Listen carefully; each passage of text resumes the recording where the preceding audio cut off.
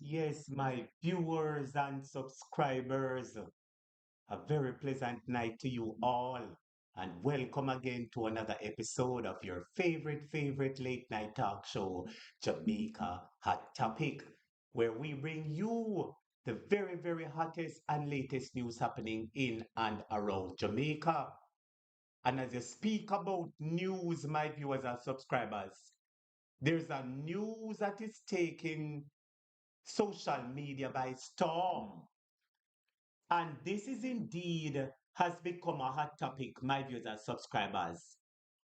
We know that Jamaicans from all walks of life have had several questions and concerns about the Jamaica Labour Party mishandling, misappropriating, and simply thieving taxpayers' money. We all know, we all suspected the government of thieving the money, thieving hurricane money, doing all sorts of things. We all suspected it, my viewers and subscribers. But tonight,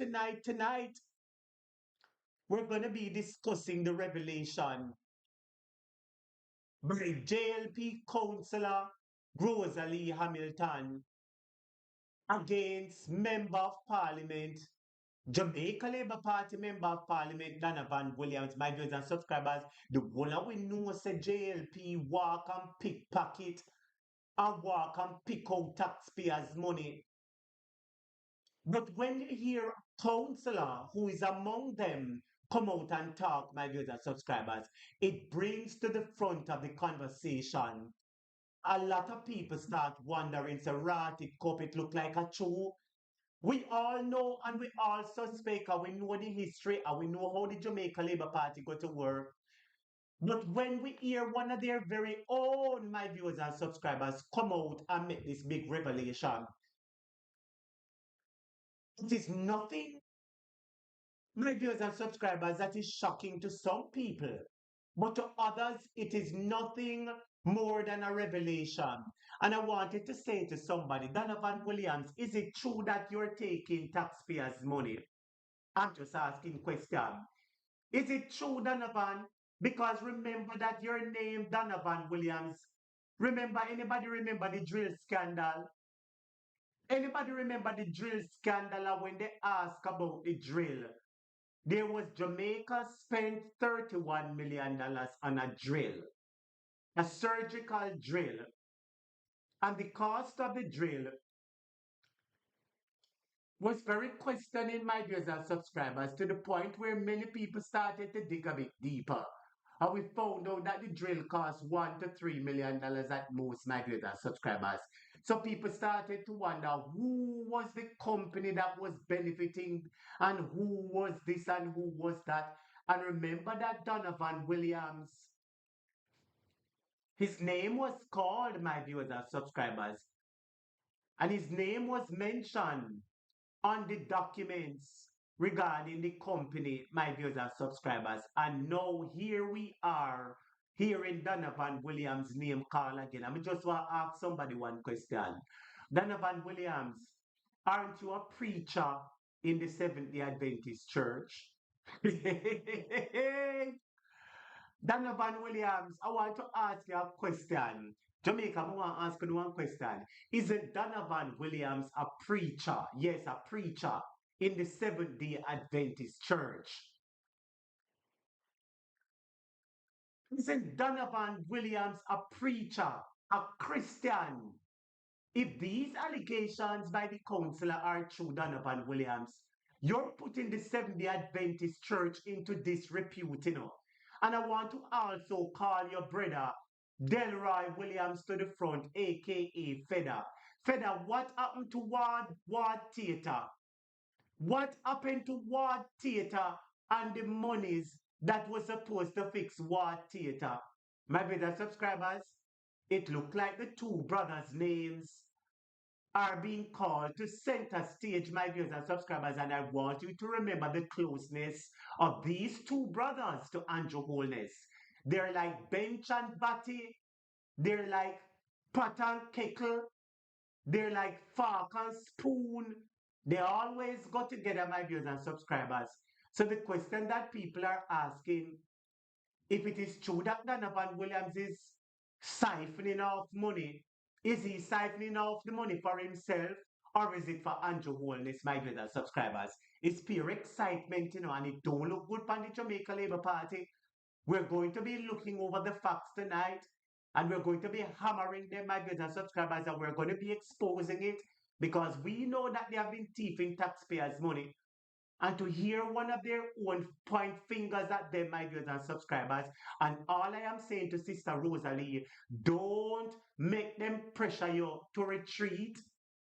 Because we know how the labor rights them stay, They will come talk one thing now, and the next minute they pressure them and friend them up. And everything die out and dead out, and we never hear about nothing again. But we want to keep this story alive, and we want the Member of Parliament, Donovan Williams, to come to the front of the class because you have some questions to answer to the Jamaican people.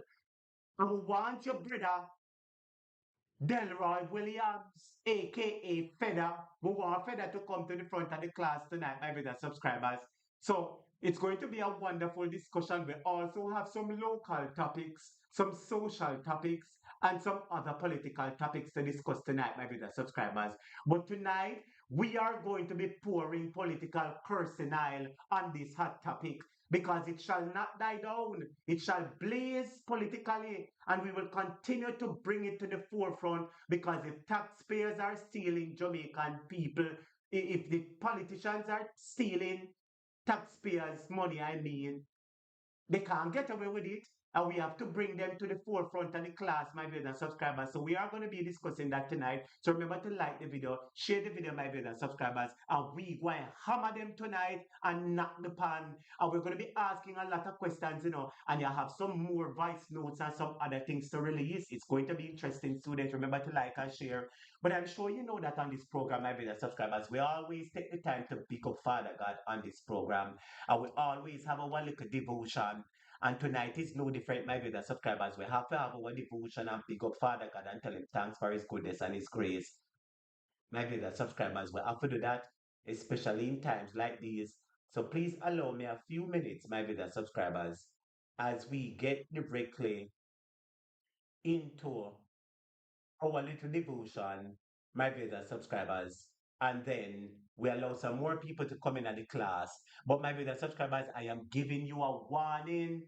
I am giving you a warning. JLP must lose that seat, Remember, I said the seat in Central Kingston, my viewers subscribers. Remember that it was PNP win the seat and JLP did something, and afterwards we hear that them win the seat. So if Rosalie really decides that she'll go campaign against them, that is one seat for the PNP, my viewers and subscribers. We're going to be discussing that and more. Like and share the video. I am giving you a warning. Give Jesus praise. High, high.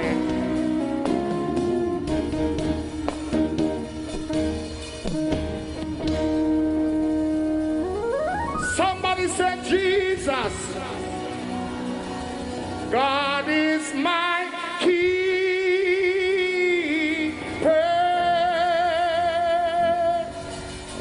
The Lord is my keeper.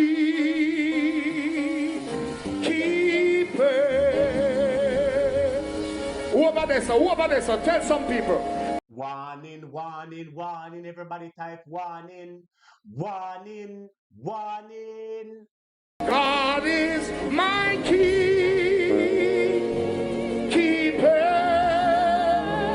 Who about your son now? The Lord is my keeper. Can you just put up your hand and tell some people, I am giving you a warning. Just gossa. Tell them we are anointed. No weapon formed against us shall prosper. A new day is dawning. Warning, warning. On the thing, kuna thief the money and una get where. Warning. Come on, let's try to worship Jesus. I am giving you a warning. Warn of them. Jesus.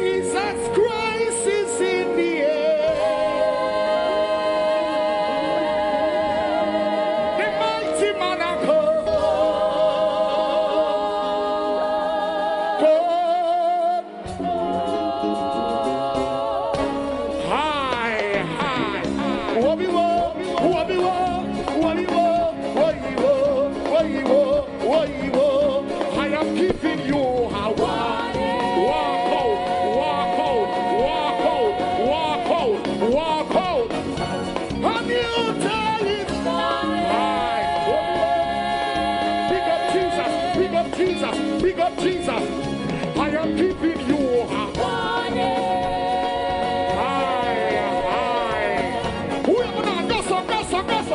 Jesus Christ is in the air, in the air, in the air, in the air, in the air, in the air, in the air, in the air, in the air. The mighty man of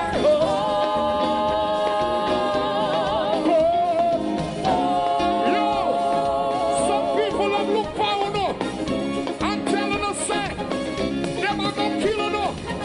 Tell them who God bless. Put up on that woman head. Let me so that put it up and say, God is my king.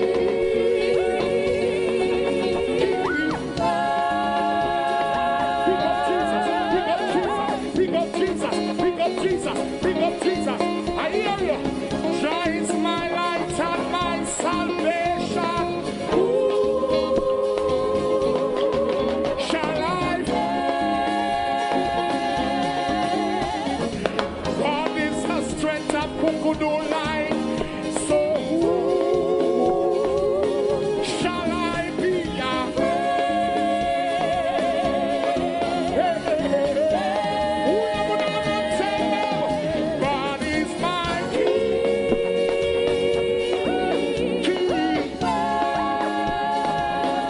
National arena. Who are ready to want some people? Tell them what goes around. Come back around. If you live in a glass house, you don't just big up Jesus, big up Jesus, big up Jesus. If you live in a glass house, don't just Aye.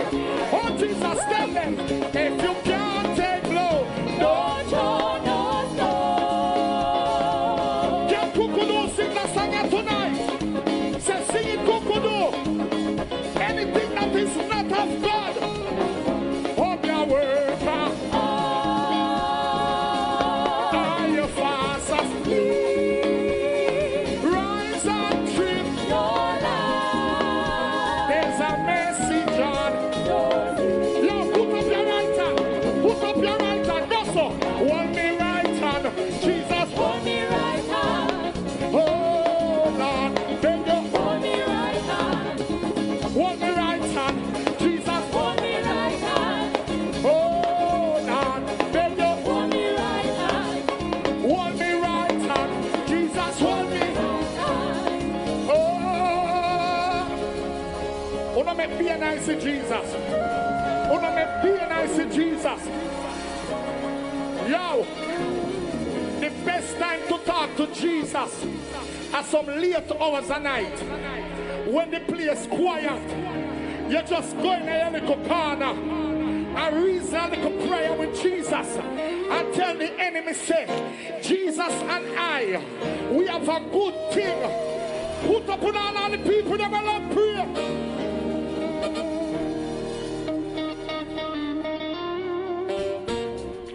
When you're ready to pray,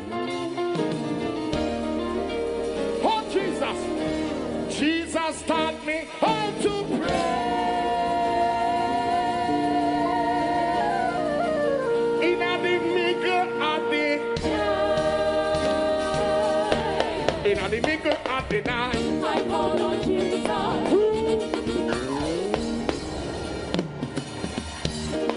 We have something, we have something, we have something, we have something, we have something, we have. Jesus taught me how to pray. In the middle of the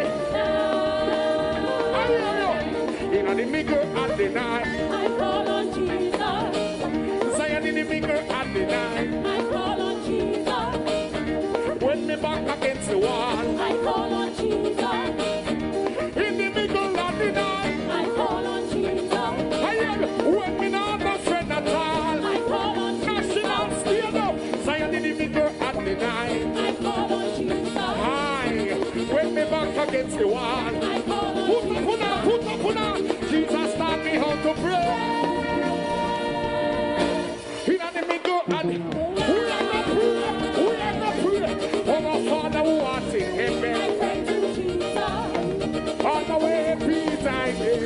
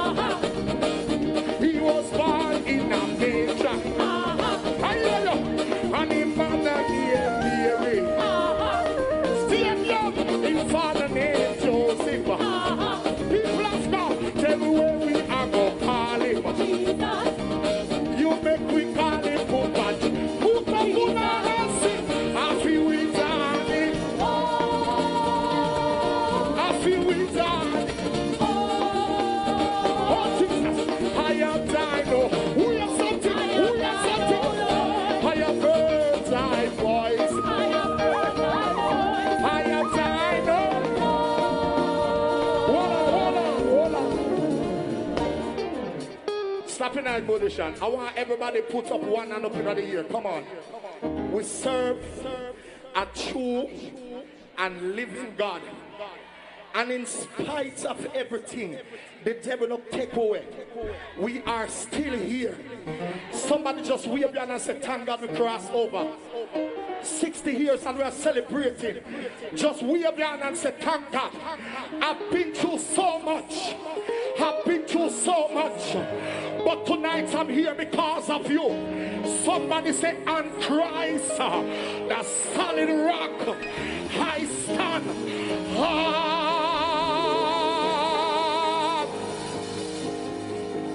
I have been through tribulation. Yo, some people used to tell us, say, "We're not going to live to see tonight. If you come and arena, if you there so tonight, you have been through persecution." Yo, where some people say they must kill no. Put up and let them so no. Put up and tell them nothing can kill purpose.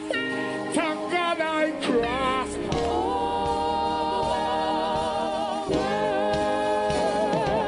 If you cross, go so.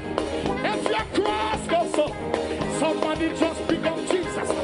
Somebody become Jesus. Somebody become Jesus.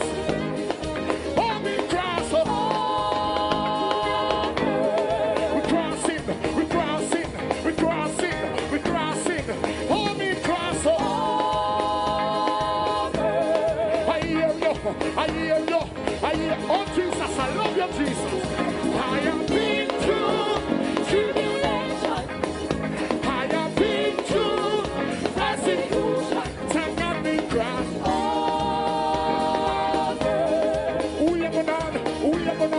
We have on. Oh Jesus, now we cross over.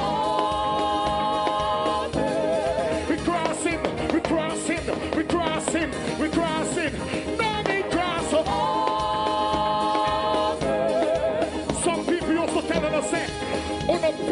Come out on the board. Tell them the blood of Jesus. If Jesus say yes, no devil from hell can't say no. I have been through tribulation. I have been through persecution. Thank God we crossed over. Thank God we crossed over. Thank God we crossed over.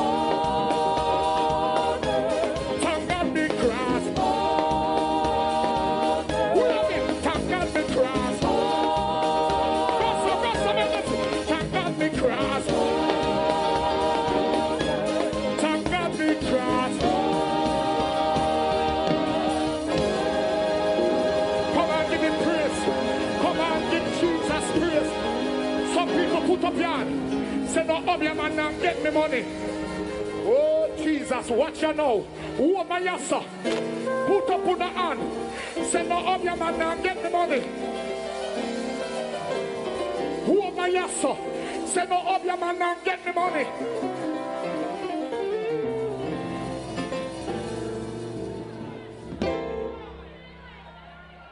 Can we sing this song, musician? Can't cook it up.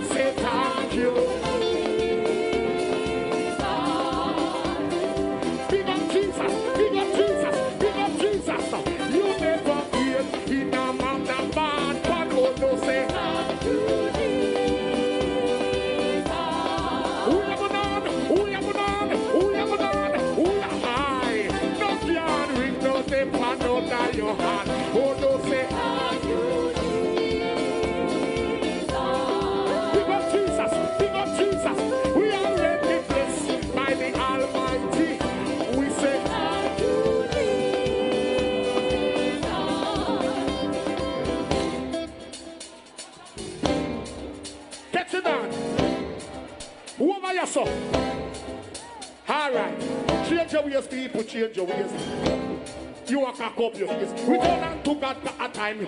We the bag of witchcraft where they in your place. A full time now you take for your neighbor. A full time now you take for your neighbor. Taking name off a passion paper. Now we have to put it. If your conscience set you free, put up your hand. If your conscience, play me low. You know we are working in time. We are working in time. Be not the minister. No other person. Olivia Babsy Gage, Minister Favor Williams, all the ministers that are here. Big you up tonight in the name of Jesus. Play me low. Pine past somebody, don't touch them. Because we don't want nobody charge nobody for assault, you know. Because time I don't want people, we sue people for money. So don't touch them and then charge them. Pine past them and said this. See people business.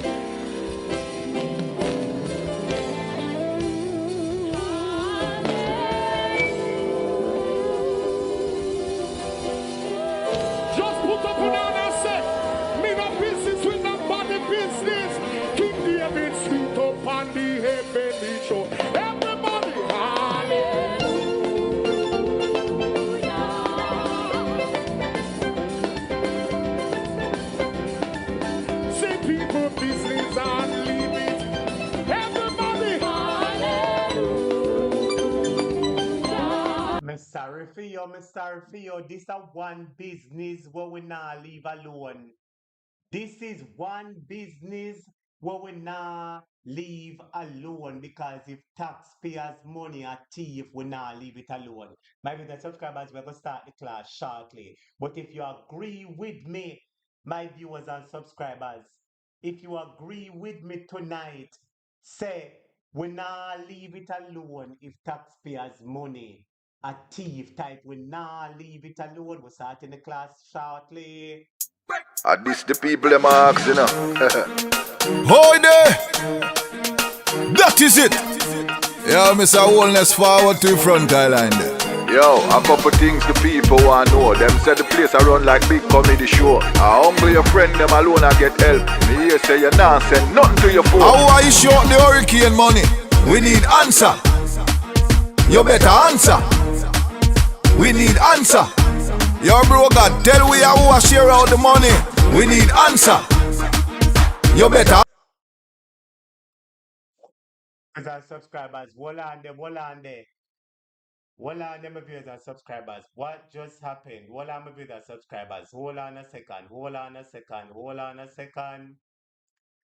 I don't know what just happened to my audio, to my WhatsApp. I don't know what just happened a while ago, my viewers and subscribers. We are calling, normally Andrew will call to the front of the class, you know. We are calling Andrew every night. All right, everything all right now. But you know who else we are called? We are called Donovan Williams. Come to the front of the class tonight, sir. Because Rosalie said at the hurricane money business, the $20,000.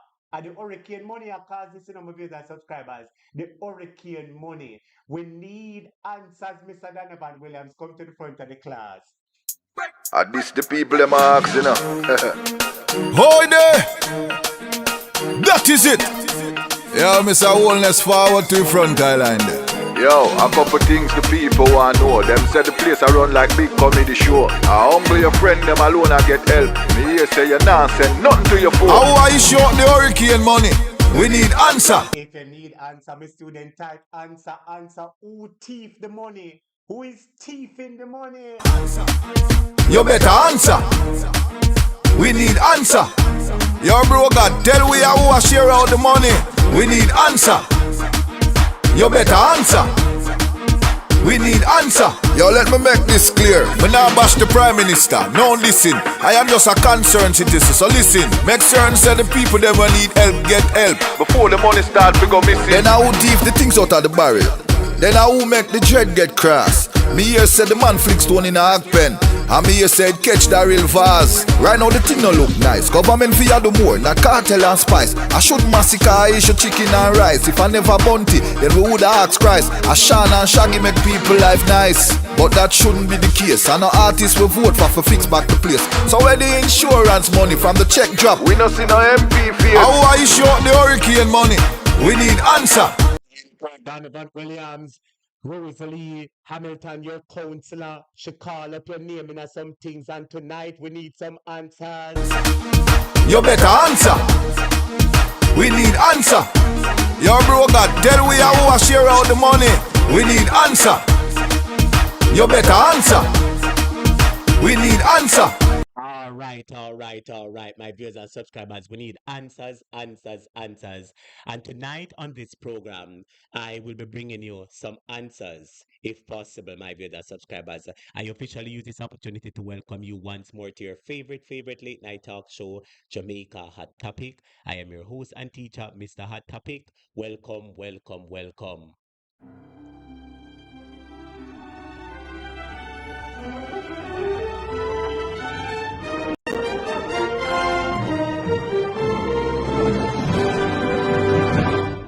All right, my viewers and subscribers. So first and foremost, you know the roll call. We want to big up Father God because the Lord is good, His mercy is everlasting, and His truth endureth to all generation. And because it is He that had made us, and not we ourselves.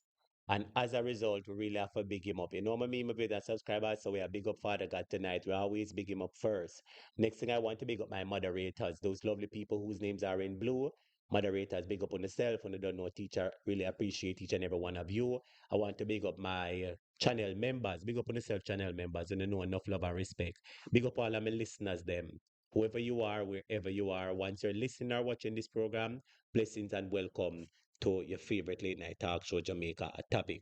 So, like I said, my video subscribers, everybody know the mix up we are going with the labor rights, them, you know, and there are some things which were said and other things which are being said, and I don't know if you hear some of them yet, but tonight we're going to be dissecting them, my video subscribers, because these are serious allegations which, you know, are being made. And for the most part, my video subscribers, I don't know about you, but I believe them. Do you believe them? For the most part, my viewers subscribers, I believe every single word she's saying, my viewers subscribers. I believe every word that she's saying, but we will get into those discussions and more. But my viewers subscribers, I'm going to begin the class like this. I begin the class with a bit of international news tonight. Anybody there from New York? Do we have any students in the New York, New Jersey, Connecticut area, anywhere up that side? I know we have some students up that side, and every student in the United States, or if you have family in that side. My brother subscribers, I want you to listen to my first story of the night and check out this and hear what go on.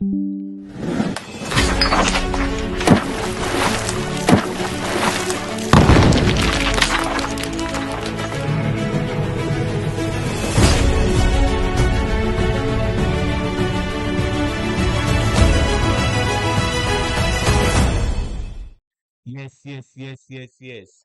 So the first story of the night, my brother subscribers, I take you in New York.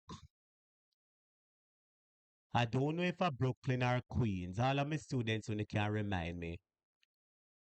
But I take you, my brother subscribers, to the LaGuardia airport, and anybody up that side who is paying attention to the news and we what now is know whose happening, fault they would know exactly what I'm talking about. So, my brother subscribers, there is news which is circulating on the major news stations and also on TikTok and every other social media platform regarding an accident which occurred on the runway of the LaGuardia airport, including an Air Canada plane and a fire truck. Anybody hear about it? Yes, thank you so much, Jason. Jason said it's located in Queens. Thank you so much. Thank you so much for that information. I wasn't sure if it was Queens or Brooklyn. It was maybe the subscribers. But I've been to LaGuardia Airport. I've traveled through LaGuardia Airport, and I'm sure that many of you have traveled through that airport before, especially when you're going to New York, either LaGuardia or JFK. And maybe the subscribers, this story is very, very, very concerning because a plane was landing, it came out of the sky, landed, and it was taxiing on the runway. And it was heading down the runway at 130 miles per hour. And from what we get to understand, my brother subscribers, is that there was a fire truck that was on the runway. There was a fire truck that was on the runway. Yes. Wagwan Marcy, a long time I've been saying, big up yourself, man.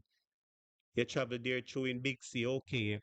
And I am hearing, my viewers and subscribers, that the plane run and lick right into the fire truck, my viewers and subscribers. Here is this clip, and we can look at what happened now. Here is this little clip. We now know whose fault it was for the airplane crash at LaGuardia Airport this morning, and it was the air traffic controller. Photos have come out this morning of what the airplane looks like after its crash last night with a fire truck, where everyone was very confused as to what happened. And as you can see here, the front of the airplane was completely torn apart after the crash with the fire truck. And the video is so graphic, I can't show you here, but you can search for it on your own. But just know that the two pilots that were at the front of the airplane instantly lost their lives. And people are asking, how could a fire truck end up crashing into an airplane of all places in New York City? And it turns out that there was an emergency on the tarmac just a little while before the airplane came into land, and you can hear the air traffic controller telling the fire truck that it was safe to cross the runway. And by the time the air traffic controller told the other planes that were taking off to stop, he apparently did not remember that he had an Air Canada plane coming in and told the fire truck to stop too late. And one of the pilots that lost his life has been identified as 30-year-old Antoine Forrest from Canada, and this all could have been avoided if the air traffic controller never told the fire truck to cross the runway. So, my viewers and End subscribers, up crashing into an airplane. there you heard the story. And as you look on your screen, my viewers and subscribers, you can see and or imagine how the impact happened.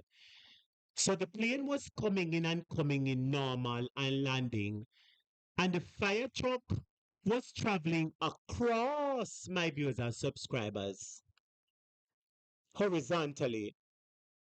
And as a result, both of them collided, my viewers and subscribers, and it is a very, very, very sad situation. And we want to say condolences, my viewers and subscribers, to the family of the pilots, you know, and passengers are shaking up, my viewers and subscribers. But there is a story that I am hearing which is very interesting, and I want everybody to listen to this story. And I don't remember where I heard the clip from, but it was said that one of uh the ear hostess, right? One of the ear hostess on who was on the plane. The air hostess normally have a special seat that they sit in, right? And from what I'm hearing, one of them was sitting right up to the front of the plane, close to the pilot's cockpit. And she was strapped in her little chair because the air hostess have a little special chair that they sit in, a very flat special chair. Anybody ever notice it before? And my viewers and subscribers, from what I'm hearing, after the accident, she was found outside of the plane, but still in her, seat strapped in. And I am saying, my viewers and subscribers, it is nothing but the mercy of God why she's alive. And I just want to say to everybody, please remember that every time you travel, remember to pray. You know what I mean, my viewers and subscribers? I've traveled to LaGuardia Airport. I've traveled to JFK many times, my viewers and subscribers. It is very sad because a lot of people travel. We travel for various reasons, fun, business, leisure. funerals, all kind of stuff, maybe the subscribers, and traveling is a must. And you know, when we see incidents like these, it just goes to show how important it is, maybe the subscribers, that we prayer asks a lot to guide us and cover us. You know what I mean? Because at any point in time, anything can happen. You understand, to anybody. But what I am seeing, many people are saying, is that the passengers, them are who, because some of the passengers are hospitalized while others aren't, but none of them have gotten any serious damages from what I'm hearing. But according to what people are saying, is that there is a big lawsuit, or there's a big paycheck coming for all those passengers who were on board.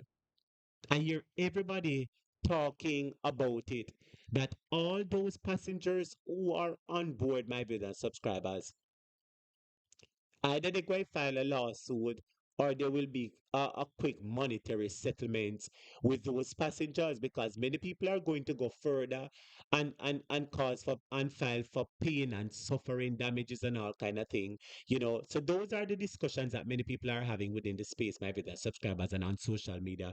But the good thing we want to say is that, you know, so far no passengers have died, and we want to say condolences to the two pilots. And it just goes to show that anything can happen at any point in time, my brothers subscribers, you know?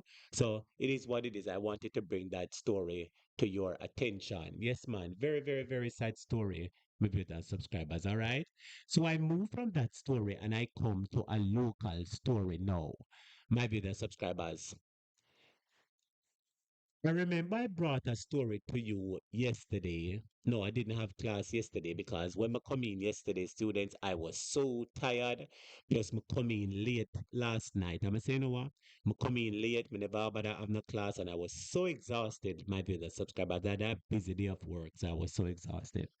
But nonetheless, you know, the night before, I spoke to you about an incident where there was a bun eating competition and a man died while participating in the bun eating competition. Anybody remember? I'm sure that most of you would have remember the bun eating competition where the man died, my dear subscribers, as a result of choking on the bun.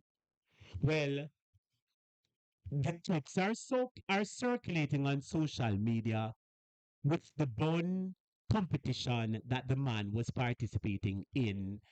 And be identified, my brother subscribers, and here you will see exactly what is happening. So I want you to focus on your screen, and my brother subscribers, while you're looking at the bun competition and while you're seeing the man, you know, who passed away, we want to say condolences to him, you know, and as you can see, the person who posted this said RIP cuz. So apparently it was this person's cousin. He lost his life at a bun eating contest. Now, I want you to take a look at the bun eating contest, because, you know, when tragedies like this happen, you know, we're always looking at what could have been prevented, what went wrong, this, that. But I want you to pay close attention to the clip. And you're going to see, you know, the moments preceding, you know, the tragic incident. And it just goes to show how laughter and happiness can turn in sadness in the blink of an eye. Take a look at this, and then I'm going to tell you some things that I'm hearing. Look at this clip.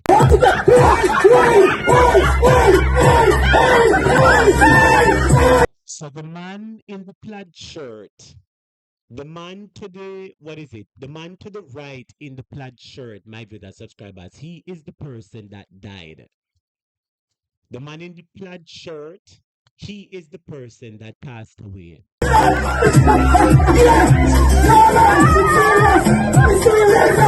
And apparently it looks as if something is wrong with his hand. If you see something wrong with him hand, type yes, my brother subscribers.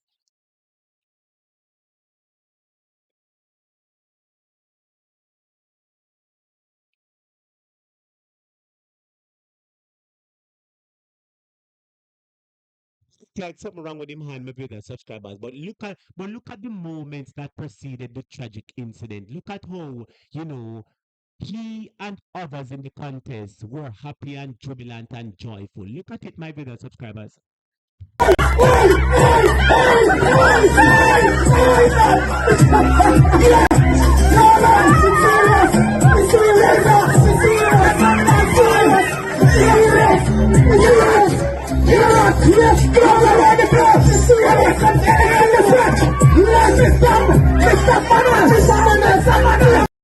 Here he is with the brown bag in his hand, and as you can see, his jaw corner is full.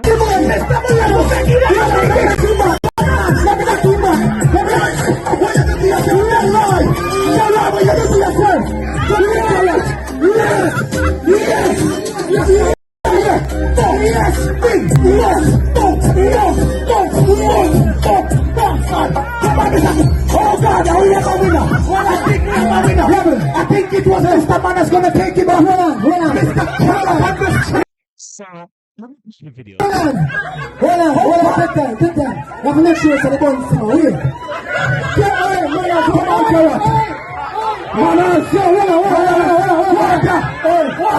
Hold on. Boss, you good? Oh, Jesus. Oh, God.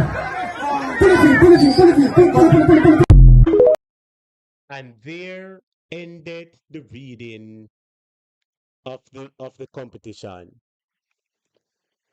There ended the reading of the competition. So many people only heard the story that a man died while eating bun at a bun eating competition. But this video gives you a first-hand look at the competition itself as it happened. And I'm sure that many of you saw that the man was jubilant, he was dancing, and he was having fun. Like many other of the participants, and to be honest, he seems to be having the most fun. If you agree with me, type yes. He seemed to be having the most fun. That is the first thing. The next thing I observed, my viewers and subscribers, is, like I said, it looked as if he was the forerunner to win the competition. He was the front runner based on what I'm seeing as he was being cheered on by the host or the MC.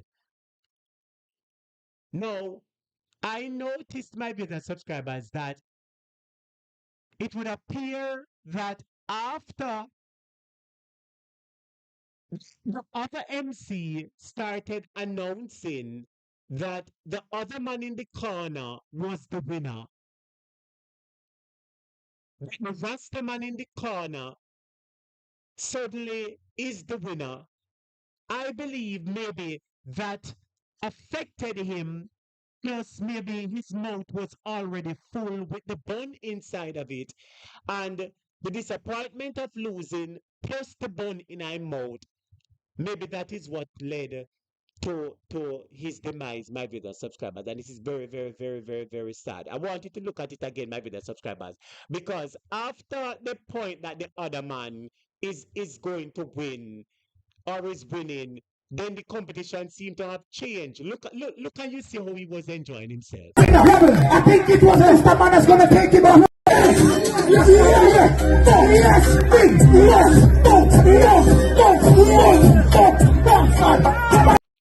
So he over here so thinks that yes, I am a win the competition. But the other man in this blue shirt, the sky blue shirt, touch him. See the man touch me like him say, yo, me don't you know, you focus on the man but look at me over here, so. Oh God, I will have a winner. I think Notice himself we have a winner. Notice how everything changed the moment himself we have a winner. Notice how everything changed. This is how I was assessing it frame by frame, you know. Notice how everything changed for the man in the plaid when he says we have a winner. And you're going to hear the MC saying that he thought that the man in the plaid was going to take it. Listen. I think it was Mr. Man that's going to take him off. Hold on. Take time. You have to make sure it's the bun small. Notice the start patting back right there. Notice the start patting back after. Hold on. Notice the man asking boss, you go? Jesus. And then him start patting back. And that is the story, my Vida subscribers. I'm sure we all knew what happened next. No, this is what is being circulated in social media, my Vida subscribers, because the family members, and I want you to listen to this, my Vida subscribers, the family members of the gentleman who was in the bun eating competition are now pressuring the bun company. I want everybody to listen to me now. I want everybody to listen to me now. Because the story says bun company faces heat. And what we're getting to understand, maybe the subscribers, is that the relatives of the deceased man, they are now pressuring the bun company, and I'm going to be reading the details of that to you, my beloved subscribers, and I want you to think about it. Do they have a logical case, or is it that they're trying to look some money? Do they have a logical case? Because there are a number of points they are raising. They never give them no water. That is what the family are saying. They never give the contestants no water to drink. And two, there was no ambulance or medical professional on premises. And they're saying that a company such as that should have a medical personnel on site should in case somebody have an accident. The family is saying that the bond company should have had a medical professional on site, knowing the potential dangers of bun eating competition. And I want to ask you, is it that they have a point, or is it that a money they might look? What do you think about the case, my viewers subscribers? I am going to put up something on my screen. Just bear with me 1 second, and then I'm going to be reading the article for you. Come on. Where is the story, man? Jesus Savior. Hold on. Hold on, my video subscribers.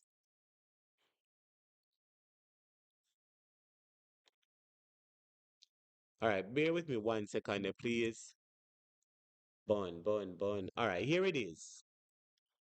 All right, so here it is on your screen, my viewers subscribers. Here it is now. Let me take the video off of the screen. Here it is. And I'm going to be reading the story for you. It says, the bun company faces heat. The family demands support after man dies during bun snack eating contest. No, I'm not looking at the comments right now. I'm going to be reading the article. Just bear with me 1 second as I read this article. And it was in the Jamaica Star. So let me read the article for you. It says, the family of the man who tragically died at a bun eating competition has opened talks with the pastry company that hosted the promotion, seeking answers and support.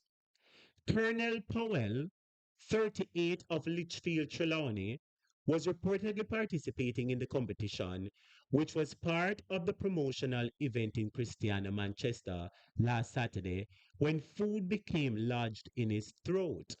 Powell lived with disabilities and relied on a government disability program for support. One of his hands hooked up and one down, but he talked straight and everything else. Only the hand just hook up to his stomach, his aunt, Carleen Johnson said. Johnson said that a representative of the company spoke with her shortly after the incident on Saturday and promised that help is on the way. She said, and I quote, on Sunday after it happened, they called me and told me that somebody was going to reach out to me on Monday. She said, Sunday somebody called me and told me they couldn't wait until today. Monday. They have to call me and talk to me. I was telling them that we're going to need help because we don't have it. They said, yes, yes, we know that. And they are going to get somebody to call me back today, Johnson revealed. Powell died at hospital after experiencing a medical emergency during the bun eating competition. Johnson told the star that her brother, who sells produce in Christiana, happened to be passing by and saw a man struggling in the crowd. At the time, he did not know it was his nephew. This person, his uncle, says, my brother, that's his uncle, say him had to assist him because when him see him in the crowd and the people, them a crowd round him because the youth eat the bun and like him a walk up and down and him a feel uncomfortable. Him say everybody a crowd round and now assist him, they said. Powell was eventually taken to the hospital by the promoters who used their bun van to transport him. She said that sometime after 2 p.m., her brother called with the shocking news, leaving her stunned. Him uncle called me, say I must rush to the Percy Junior Hospital in Spalding because Karen died. I got a shock. Me shocked because me leave out here good. Nothing never wrong with him, she said. It remains unclear whether Powell received any medical attention at the event, an issue that has upset the family. The family said, and I quote, them should have had some medical team there that if anything, they could have assisted who they have in the competition. That's what we are quarreling about. Some medical team should be there. Nobody was there. No medical team. Just his uncle, she said. Now, despite being born with a physical disability, Powell refused to let it define him. His aunt said he lived a normal life, working alongside others on their farms and contributing to his community. She said him used to do little farming like you have people do farm and him go out and work. Every day him gone, she said. Johnson said the sudden death has placed additional financial strain on the family, which is reeling from the effects of Hurricane Melissa. Johnson said she was unsure if it was Powell's first time entering such a competition, but described him as one who was very fun and jovial, give joke and everything him push up in a it. It's really sad because me day here from them time there I can't eat or do nothing because it's so sad. So sad, she said. With her voice shaking, she said, the family. I want to the clip. All right. Well, anyway, maybe the subscribers. Okay, yes. So sad, she said. I wish for my last lift off. I apologize about that. I had some insight. With her voice shaking, she said the family is struggling to cope with the loss. We are just here. We are mourning. We are trying to keep up, and right now we don't have it. So we just hope for the best, she said. This is just so sudden. We never did a look for this right now. So we just a cope. Right now, I just don't know. The hurricane has affected us bad too because the whole stop they just come off, so we just patch it up even though it's still a leak. So that is the end of the story, my dear subscribers. So you know, the good thing is that the company, which I won't name, my video subscribers, is offering assistance, and I hope that they get the full assistance to bury him. But it looked like the family needs some other financial assistance. Isn't that what you get from the story, my video subscribers? The company might be looking to offer maybe burial assistance, but it would appear that the family needs burial assistance and financial assistance. You know, are they entitled to both? Will they get both? That is certainly a hot topic which many people are discussing, my viewers, subscribers. Do they deserve both, or should the company just provide funeral expenses, my viewers, subscribers? Let me read some of your comments. Colleen said, man died of asphyxiation. How are contestants screen? I don't know. Judith said, even here in the US, when they have a marathon, there's always doctors and nurses, and doctors and ambulance and fire truck, and firemen are always present. Calligraphy said they might have a case, but lack of a disclaimer or waiver signed by each contestant is something a good lawyer could blurry. The family is legal limbo for years. Okay. What do you think, my brother subscribers? Colleen said, I think they can get both. Well, we will find out, my brother subscribers. We will find out, but it because you hear the family stressing on the fact that Hurricane Melissa hurt them and it hurt them roof. And we know the Jamaican story, my brother subscribers. Things are hard on many people. So it is what it is, my viewers and subscribers.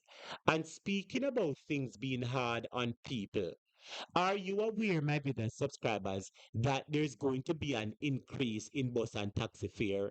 I told you that some time ago, my brother subscribers, but we're now getting the official word that come June, well, at least they give you some time to prepare, my brother subscribers. Effective June, bus fare and taxi fare is going to be raised. You hear me, my brother subscribers? Effective June, bus and taxi fare are going to raise, my brother subscribers. It's going to be increasing. The government made a deal with the bus and taxi operators some time ago. And according to the government, they are fulfilling the other side of the deal right now. And I am saying to myself, my brother subscribers, the gas price is gone up. The question may go ask, how are people going to manage with their subscribers?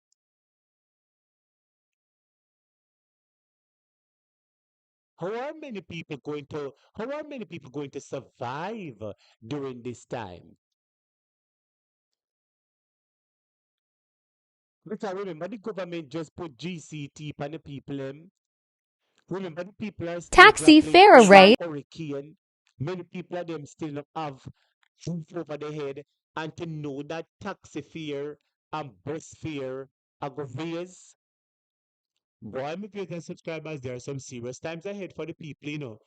They have some wilderness that they have to cross through for a very long while, my viewers and subscribers. Here is the clip from TVJ. Taxi fare raise. Transport Minister Darrell Vaz has tentatively set June as the time frame for granting the outstanding 16% fare increase for public passenger vehicle operators. The increase has been delayed for 2 years. Alia Bryant has the details. Transport Minister Darrell Vaz has announced that the outstanding 16% fare increase for public passenger vehicle PPV operators will take effect in June. Addressing an online forum hosted by Transport Operators Development and Sustainable Services TODS last week, Minister Vaz acknowledged the concerns of members of the sector that they have been faced with high operational costs, especially due to the impact of the Middle East turmoil on fuel prices. He sought to assure the transport operators that the fare increase remains on top of the government's agenda. Prior to the war, I had met with the Bank of Jamaica to look at the inflation targets, and we had agreed that pending cabinet approval, we would look for the imposition of the increase in June 2026. The war has come, but that has not stopped us, because even more so, because of all that is happening with the increase in fuel prices, etc., this has to be top of the agenda. So I'm going to say to you tonight, as I said to the meeting the other day, that I have had a discussion, I have to have another discussion, but you will hear something within the next 4 weeks, definitively, in terms of the timeline. The government approved a 35% fare increase in October 2023, but only a 19% hike was implemented. The additional 16% was scheduled for implementation in April 2024. This was put on hold due to high inflation and Hurricane Melissa last year. In the meantime, Minister Vaz has commended PPV operators on their road safety program. He also lauded the 35,000 registered transport operators for not adding to the tally of road fatalities since the start of the year. Additionally, no PPV passenger has died in a crash for the period. And I'm imploring the PPV sector to continue this positive trend. Road safety requires everyone to consciously preserve life by observing the road. Talk about this and you talk about that. I want to now talk about the poor people in the country where your government promised 18,500 and only give them $17,000. The point I am making, my brother subscribers, is I wonder if you realize there is an increase in everything. There's an increase in gas. And once there's an increase in gas, there's an automatic increase in energy costs. Anybody know that? So light bill go up, transportation go up, bus fare, taxi fare. Many other things are going to go up and they're going to pass it on the consumers, my brother subscribers. Not to mention that the government just put a whole heap of tax on the people of the country, my brother subscribers. Not to mention, where's the other story that I had? Not to mention, my brother subscribers, the people are still grappling with the effects of Hurricane Melissa.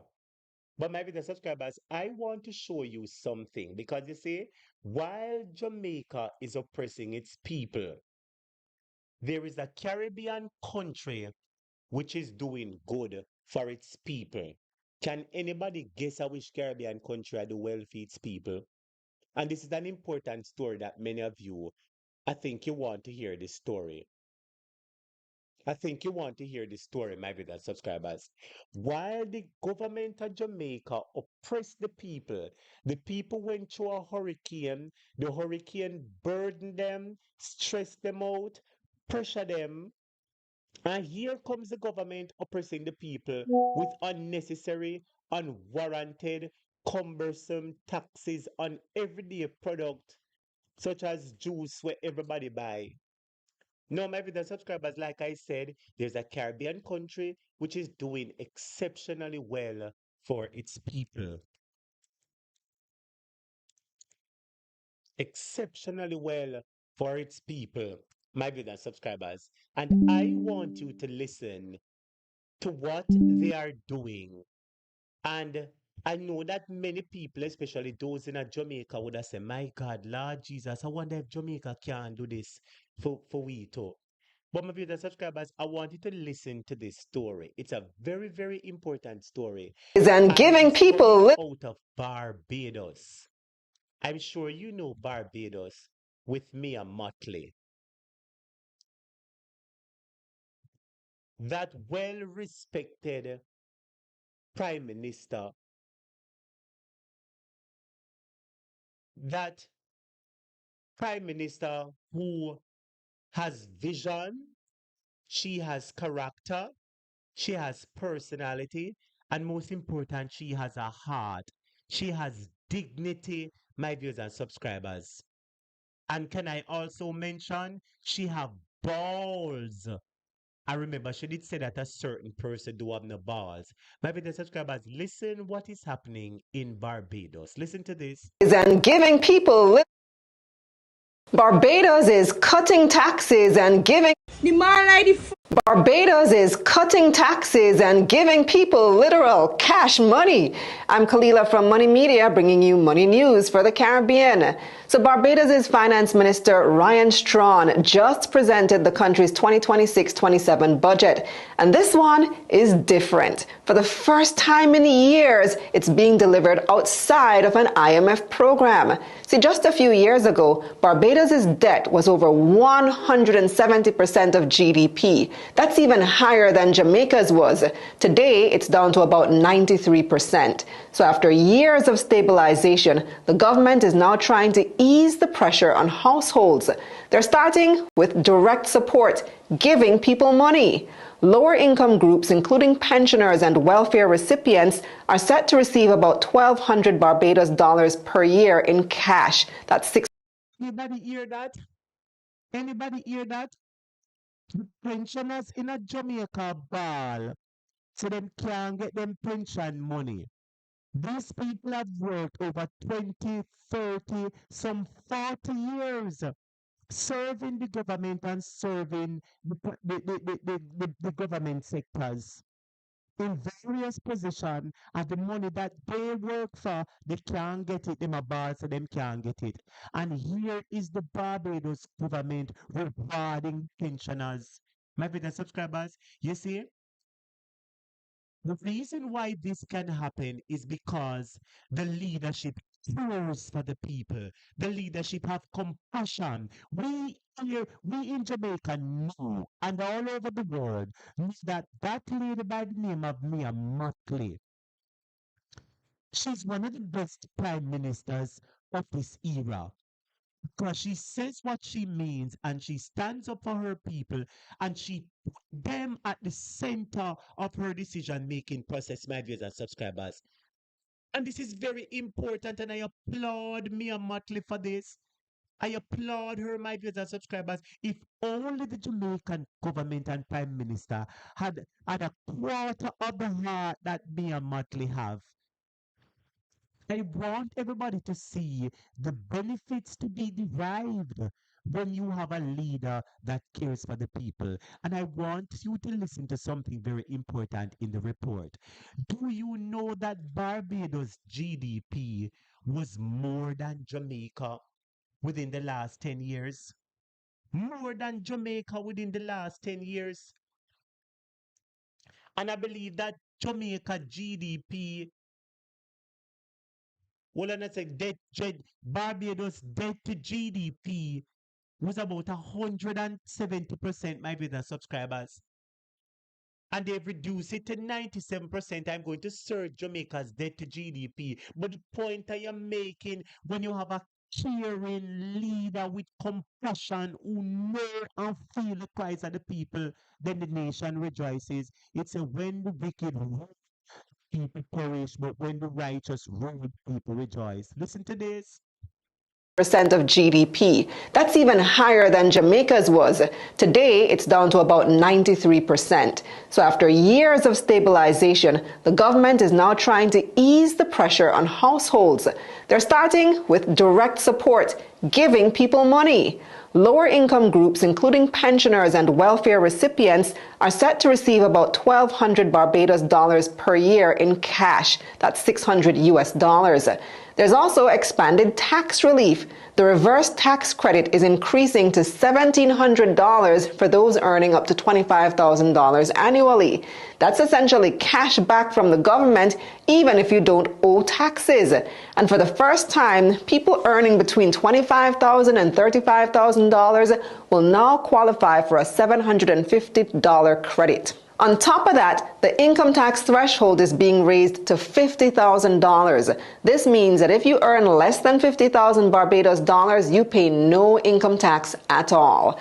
And for middle income earners, these expanded credits and threshold could significantly reduce how much tax you pay.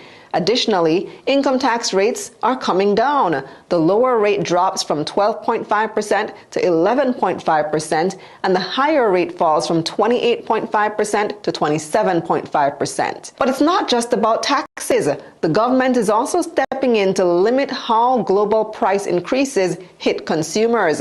They're adjusting how freight and import costs are calculated. This will put a cap on how much high shipping costs can be passed on in retail prices. Shipping costs, when you buy something and freight cost is this. Hey, Jamaica, the woman is doing, you see the budget. Jamaica, let me tell you why Mia Motley is doing that. Anybody would have remembered that in the last election, she won all 30 seats. Anybody remember? In the election when Mia Motley win, she won the entire 30 seat, the position no win, and because she realized that the people gave her a full 100, people gave her all 30 seats. Don't forget that, my viewers and subscribers. And I believe that in appreciation for what the people has done, Mia Motley and her cabinet rolled out a complete budget that was in favor And like they're saying, this budget is not geared towards paying down the debt like what Andrew Holness do. Nothing is wrong with paying down the debt.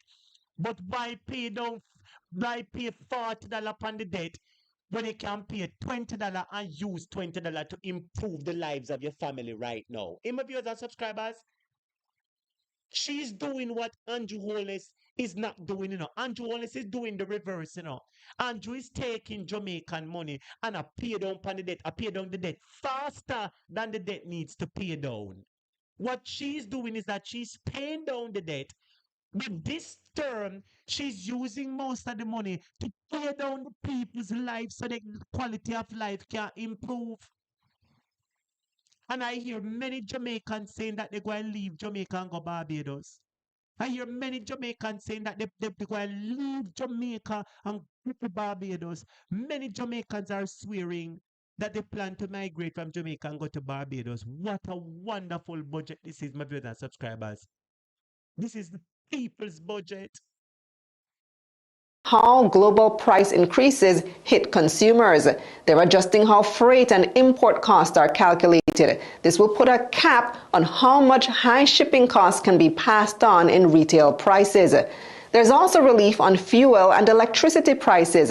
In the wake of high oil prices due to the war in Iran, the government will temporarily cut fuel taxes and subsidize electricity. And then there's the long-term play. Anybody hear that? She cut fuel tax. She cut fuel tax, She cut fuel tax, my viewers and subscribers. And help out the people with them electricity bill, And you mean to tell me that JLP a walk a thief our taxpayers' money to the point where councillor find finger upon MP, say MP a thief money? I never hear that the MP them and make the sacrifice that Mayor Motley is making Jamaica. Let me tell you this, man. You see, we all know that different people bring different results. You see, when you have people that care and are considerate, they treat people different and they look out for people. You see, when you have people who are egotistic and self-centered and narcissistic, like the Jamaica Labour Party set of people, and we know that is how they have been from the 80s. We all know that is how they have been from the 80s and they never change. They are not for the people.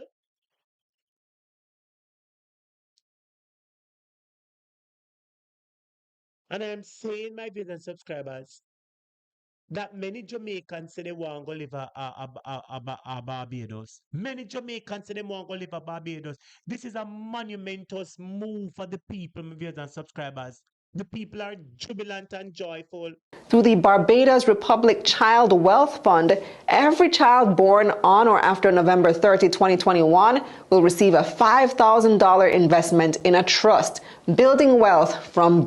And hear that every child born after November, must say 2021 or 2025, are going to receive a $5,000. $5,000 trust fund. Money put aside for your play. This is what a caring government does, my beautiful subscribers. The budget also includes a new desalination plant to improve water supply in the north, higher VAT thresholds to support small businesses, and more investment in healthcare, youth development, and agriculture. So overall, this is a budget focused on one key shift, from fixing the economy to helping people feel the recovery.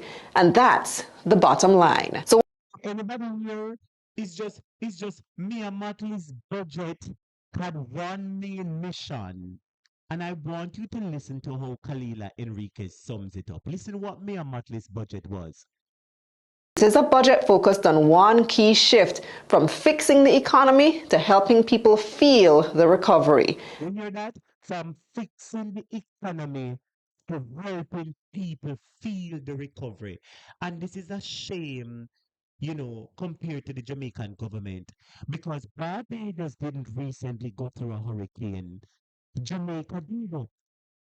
And this is a moment where Jamaica should be more focused on helping people to feel the recovery, because if the people feel the recovery, the economy will automatically feel the recovery too. And I am saying, my viewers and subscribers, that, you know, when I look at this, it just goes to show that Jamaica people are not getting exactly what they deserve. I am telling you the truth. The people are not getting the proper leadership that they deserve. The country is not getting leadership that cares for them. In America, when anything go wrong, they will give out stimulus check. Like the truth now in Canada and all kind of something. What the Jamaican government a give out except thief the money and rob the money? Eh? Woman is subsidizing electricity bill. Our government lend JPS $150 million of our taxpayers' money, and JPS turn on and raise electricity power after the government take our money and lend them when that money should have been used. Jamaica, you see the $150 million with JLP give to the JPS, that money should have been used and turned around and given to the Jamaican people. If you agree with me, type yes. The $150 million that the government of Jamaica took and give to JPS, this money, my viewers and subscribers, should have used and turned around to benefit people, to help to feel the recovery, like me and Motley and people of Barbados say. It is very sad that the people of Barbados don't go through a hurricane. Jamaica went through a hurricane, but the government of Barbados, with their caring and compassionate heart and putting people first, they decided that people needed a relief. Isn't that what the people of Jamaica needs, my viewers and subscribers? Eh? Isn't that what the people of Jamaica needs more than ever? My viewers and subscribers, I want you to listen to what Mia Motley say now. Because Mia Motley say, we are not here to serve ourselves. We did not come simply. I want you to listen what she said when she win, you know. When she won her election, she made a few very important speech, my viewers and subscribers, and a commitment.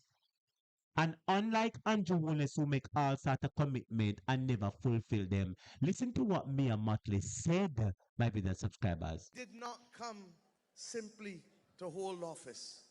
We have come to make Barbados better and to make your lives better. Somebody hear what the woman say? Me go put back for. Promise made, promise kept. She said she came to make your life better. And she's already making people of Barbados' life better while our run a thief for our money. We did not come simply to hold office.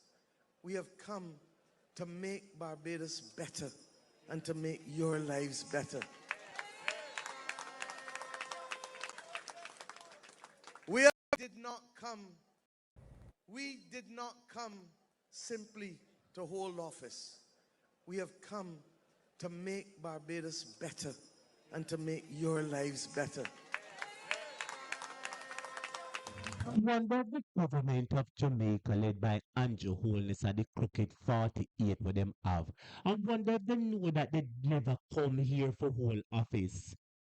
I wonder if they know that with the salary increase, the big salary increase that they have received, I wonder if they know, you hear exactly say, we did not come simply to hold office. We came to make Barbados better, and we came to make your life better. I want to ask you all a question. Why is it that the government of Jamaica will be able to say the same thing?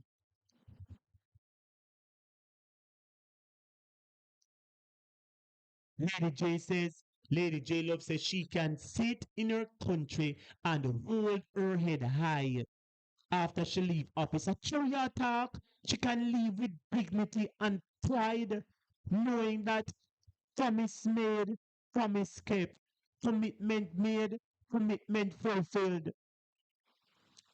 When is it that the government of Jamaica will be able to make those statements and mean them? Eh?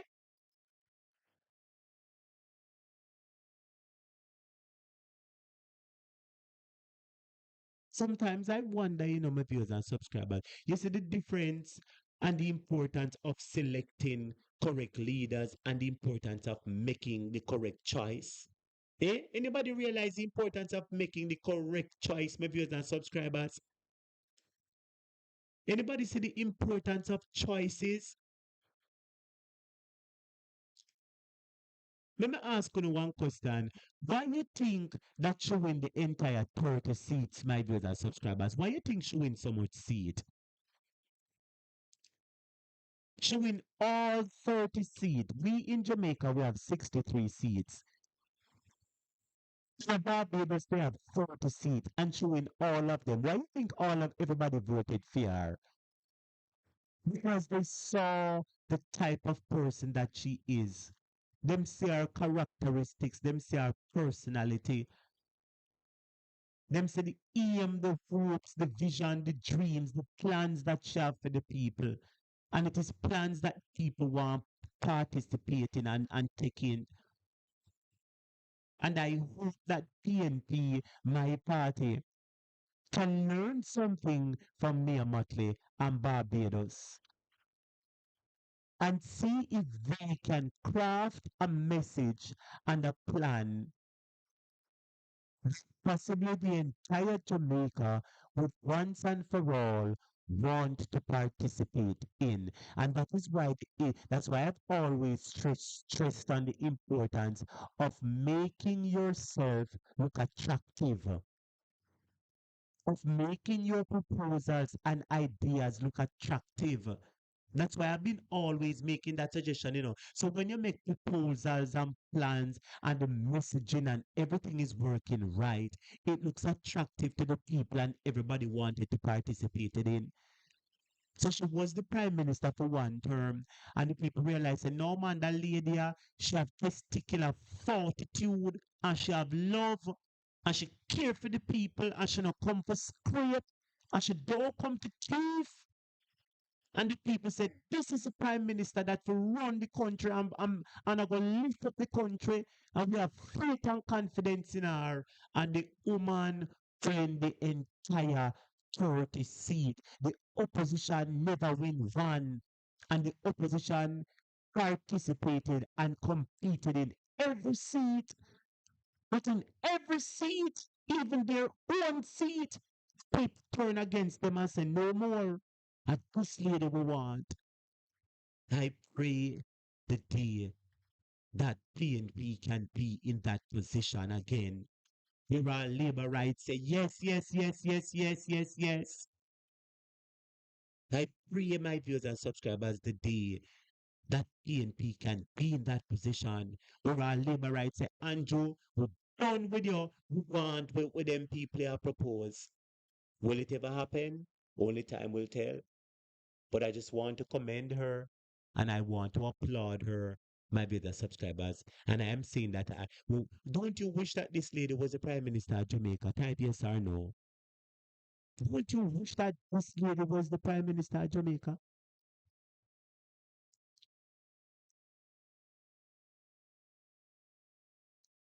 Don't you wish that somebody with this goodness of intention and goodness of heart, somebody who's not a three-card trickster who come to trick the people. But the way say she put her husband in a parliament. With the way say she do this or she do that. With the way no sweetheart. With the way about her son them having a land.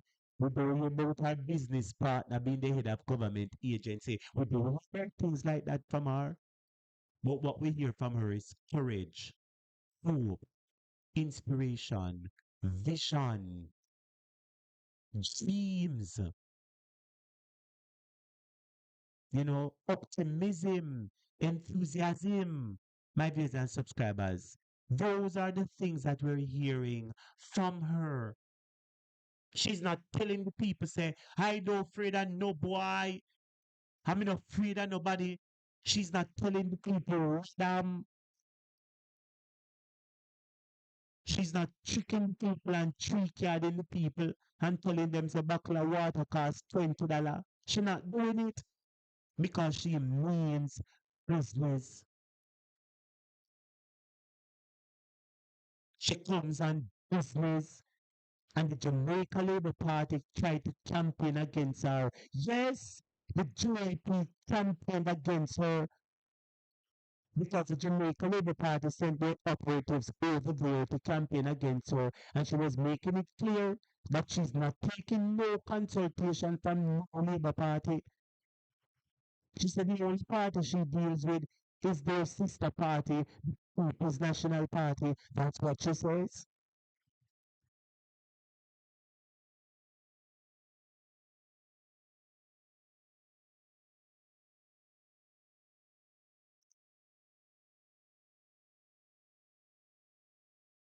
But my viewers and subscribers, all I'm saying to you is this is the type of leadership that Jamaica needs. Somebody with a compassionate, understanding, and caring heart. Somebody who knows to balance the books and balance the people's lives. Somebody who doesn't come to scrape. Because as far as we can see, this administration is all about scraping. They don't have no morals, they don't have no values, they don't have nothing at all, my video subscribers. They don't have no integrity. Let me play this speech with Mia Motley and then I move on. Listen to this speech. And on the night of the election, when she made this speech, when she won the election, I played it over here on this platform. And I said to myself that this speech was a monumentous speech.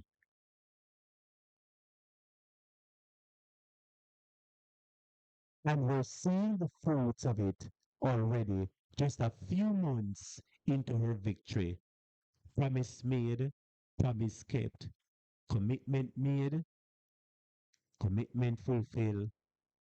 Here's that speech again. We did not come simply to hold office. We have come to make Barbados better and to make your lives better. We have never stopped believing from the days of Grantley Adams that our mission first and foremost is to stop poor people from being poor and to remove injustice wherever it exists. But the hear what the woman say, our mission is to stop poor people from being poor. I wonder if Angela was saying his mission is to make poor people continue to be poor.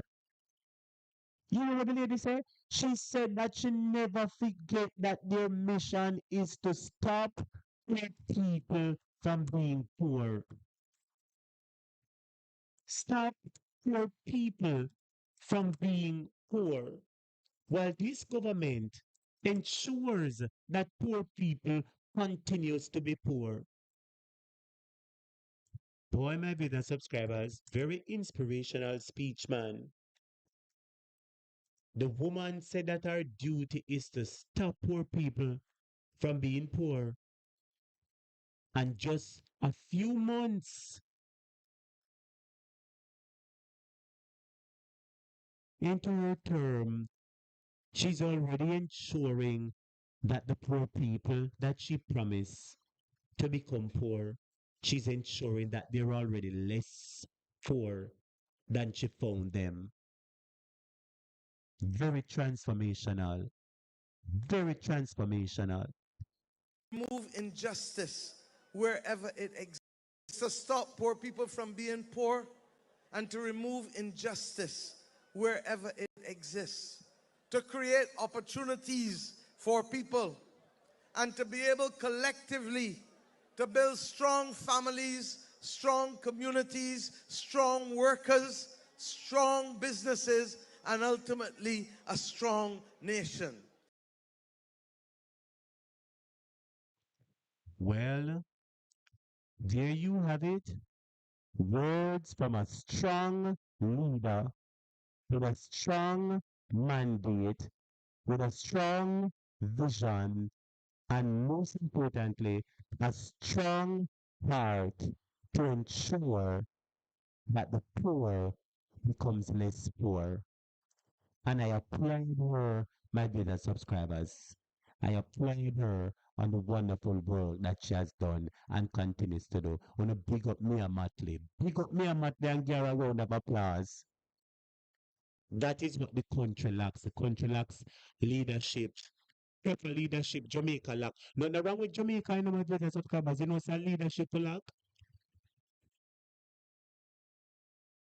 Nothing is wrong with Jamaica, you know. Ace Gold moderator a long time, I know say Ace Gold say, can we get her as Jamaica leader? I would have loved her to be Jamaica leader. I would have loved her to be Jamaica leader. Andrew, go and go take Goat Island, him and him wife, and go build up a place for themselves. Yeah, they can go take Goat Island. Goat Island is is Jamaica's prized possession because it can become the logistics hub and make money. But we can give that to Andrew, make him and him wife and him 48 people. And all of the labor rights them who believe in Andrew, we can give them, make them go and go start their own island. And the rest of us get a leader with a heart and vision and a mind and a spirit like me and Matley to run this country. And with good vision, we can put plans together on how to create revenue that stays, generate revenue that stays in the country and can be spent amongst the people to improve their quality of life. Make Andrew and the labor rights them go on. Leave them with Goat Island.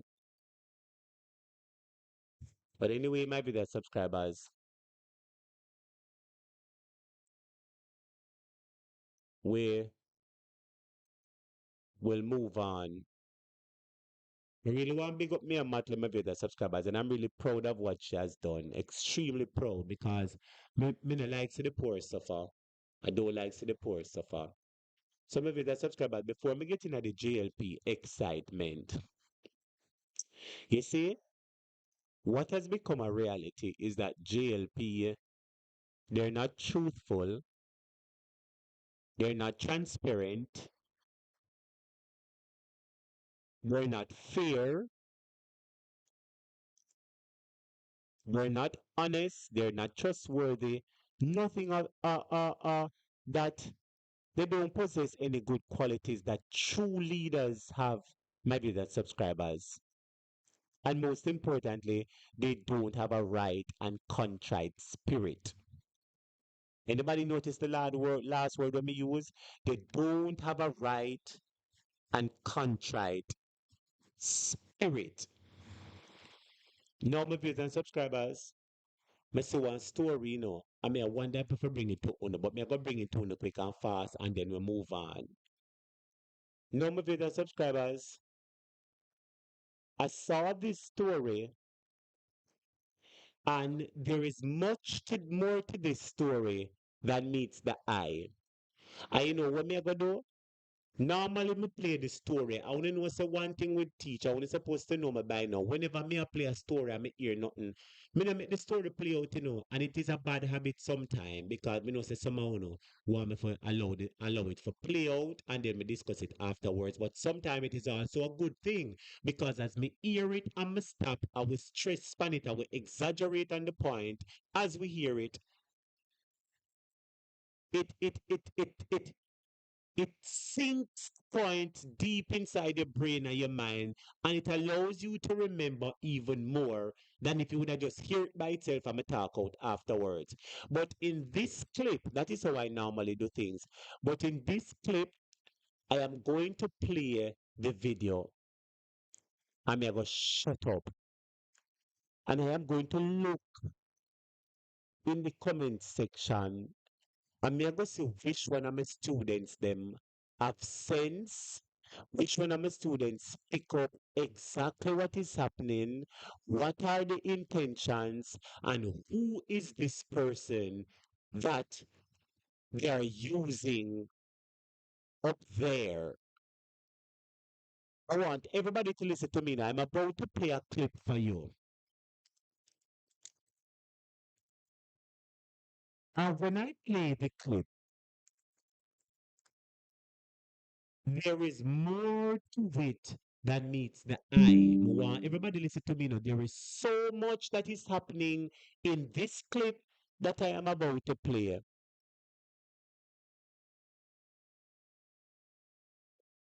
But I want to open up your eyes. If you're ready, type ready. Yes, moderator is gold. Big up your students, them man. Yes. If you're not ready, my viewers and subscribers, type ready because I want to ensure that I have your undivided attention in this next clip. Because on the face, it seems like it is nothing. But I, knowing how the JLP and the government work, I spot it in my spirit and I am able to read it up and pick up exactly what they're doing. If you're ready for this next clip, want to type ready, ready, ready, because I want to know that you're up, your eye open, and you pay attention. Now, this clip is about mental health. Everybody say mental health. That doesn't sound like not much important. Well, it's not just mental health, my viewers and subscribers. Not just mental health. With anxiety, It would appear that the government is trying to do something or want to do something, and I don't know if any of my students them can pick it up. I know enough I want bright, I know enough I want intelligent, I know enough I want witty, and I know they can read between lines and pick up things. But with that being said, I am going to play this clip. It is entitled Mental Health, but there is more to it than what you're seeing. With that being said, here is the clip. Tell me what you get out of it. Let's go. With anxiety, depression, and other mental issues on the rise, Jamaicans are increasingly turning to non-medical methods to treat the disorders. But do they work, or are they making persons worse? Kimberly Petty went searching for answers in a primetime news special report, Mental Mysteries, The Untold Stories. More than 1 billion people live with mental health conditions like anxiety and depression. That's according to the World Health Organization, WHO. Treatment typically involves a combination of psychotherapy, medication, and support services tailored to the individual. But many ditch those for something a bit more untraditional. They turn to spiritual intervention. Lakin Winter has been living with bipolar disorder for over 16 years, and even as she was getting professional help, her then husband felt that she would be better treated by a spiritual healer. It was a very trying time for us. And I remember him unequivocally stating that someone obeyed me and that he would need to take me to the Obia man. And as such, he did take me to the Obia man, several of them, because it was his belief that someone obeyed me. And I remember that it got really bad at one point. He started to bring Obia paraphernalias onto the psychiatric ward at the Conroy Regional Hospital. It's the same for this man who was a student when he was first diagnosed. His studies had to be put on the back burner. I'll call him Jerome. He, like many, ended up outside professional facilities for a fix. I met somebody who would have given me instructions about things to do. For example, buying sea salt and placing it at the four corners of the house, bathing and then anointing your body with virgin olive oil, I believe. But that was just about it. Apostle Ray Foster heads the Sacred Heart Spiritual Church of Jesus Christ International. He says he has treated several Jamaicans with poor mental health. While not downplaying the seriousness of mental health issues, he contends there are people under what he termed spiritual attack. First thing, we pray for them. And, they became vomiting. That is a sign that they have been delivered. The demon, we became talking out to them and said, leave me alone. But okay, keep me there a long time. I remember one time it was 9 demons, but into just one girl, 9. And, they go, they mention their name, what they are for, and they go until she has been delivered, and she has stayed delivered today. He adds, some people, the spirit will allow you to send them to the sea, and from the sea to the river, and then come back to me. I will admit it. Use this on your body, and then watch it off and in the sea. The river can help you, the sea can help you, the earth can help you too. As you see that you just spit in the ground and use it next and use the earth. Heal the person. Sometimes you can even say, listen, you can all put your body in it, your head up, and let the earth pull the body energy from you. This year, the health ministry says a local study found that 4 out of every 10 Jamaicans experience a mental health challenge at some point in their lives. In part 2, more from individuals living with mental health issues and officials. Kimberly Pitt.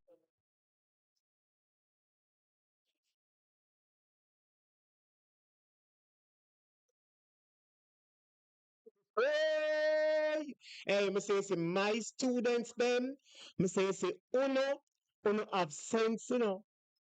The whole of my students them, hey, me say me know say uno over here so have sense and uno are no idiot, you know. So let me ask a question. So they're talking about mental health, which is a health concern and is a medical situation. So how come is it that they get the other man where Andrew Owens and Mala who go to him church? Anybody remember? Me and look for see when I want to type it in the comments, you know. Anybody remember said this is the pastor from Donga Westmoreland where Mala who Kalalu and Andrew go to him church go jump up here. Anybody remember? This is the same pastor where Andrew Owens and Mala Kalalu go down in church down a Westmoreland, go jump Poco, go jump Obia. Anybody remember? And here he is again, and the Ministry of Health, and this being an alternative to resolving mental health issues. Anybody pick up what is happening, my viewers and subscribers? They're slowly putting it in your face. They're subliminally introducing it to your face. Yes, flowers club, Mr. Arcade. You see, Mr. Arcade, let me tell you this. You see, when me I play the video, me I say, I wonder if the students them know him. And then me say to myself, say, it's only one person in the class I think why I know him and it's Arcade. Because I remember me did a talk about him some time ago. And you get up and say, yes, you hear about him, I know the man. And I remember when they were having the revival meeting up Ronnie Williams Entertainment Center. And Babsy was there. Him and Babsy up and down and hug up on him and Babsy and all sort of something. So anybody get the point what is happening? Anybody get the point? They're subliminally and slowly introducing it to the people. And I want you to look out, my viewers and subscribers. Yes, Delia, big up yourself, sister Delia. The other day, my mind run by you, you know. Big up yourself, big up Gabby, man. Blessings to Gabby, hope she's doing fine. Big up yourself, sister Delia Morris. None of my students, so them know him. And the point I am making, my viewers and subscribers, what does this have anything to do with mental health? Yes, Delia, you know exactly where it there. You know exactly where it is, sister Delia. You know exactly where it is, my dear. I wonder if I can find the video with Andrew at John Poco. And the question that I'm asking everybody to think about and answer the question now. What does this have to do with mental health? Answer the question now.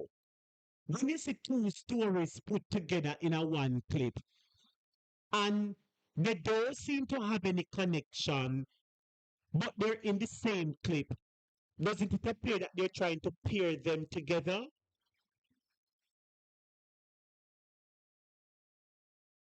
Let me see if I can find the clip, my viewers and subscribers, with Andrew in the church.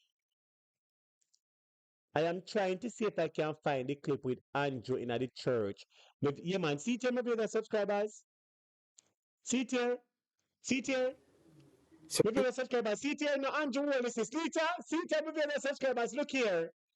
My viewers and subscribers, look here. Now, Andrew Wallace this. My viewers and subscribers, look here. No, Andrew Owens this and he said pastor this. Look here, my viewers and subscribers. No, Andrew Owens and he said pastor this. And him said one. And say Malalu there speak. See them, my viewers and subscribers. See there? Malalu a speak. See there? Malalu upon the mic a speak. Andrew the writer so and him all theme foot. See them there, my viewers and subscribers. Look.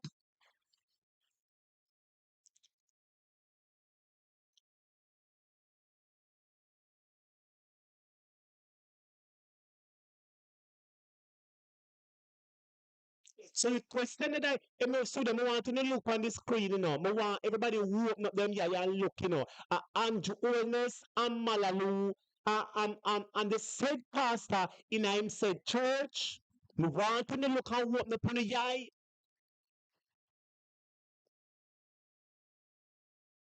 Said fuck a church where they lick your clot with hobia and fling hobia in your clot.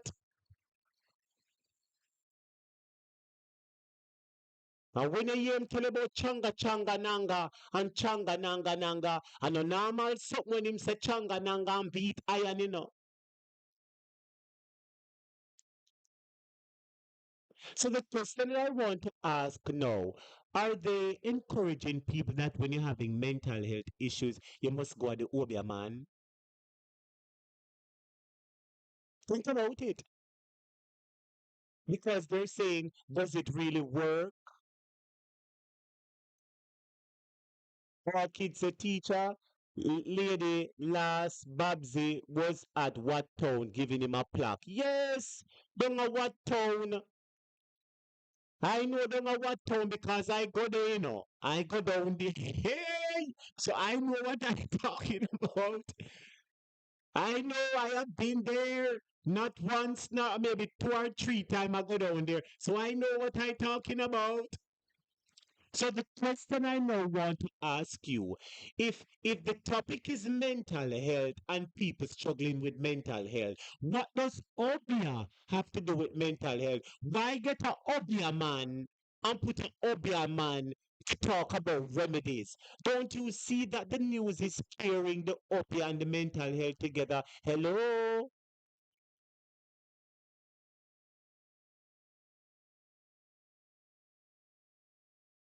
Ryan Boss said the health center is not good, so they are sending you to the spiritual healer. And if that is the case, my viewers and subscribers, that is what is being done subliminally, you know. That is what is being done subliminally, my viewers and subscribers. I want you all to pay close attention and let me play the clip for you. You listen to the clip.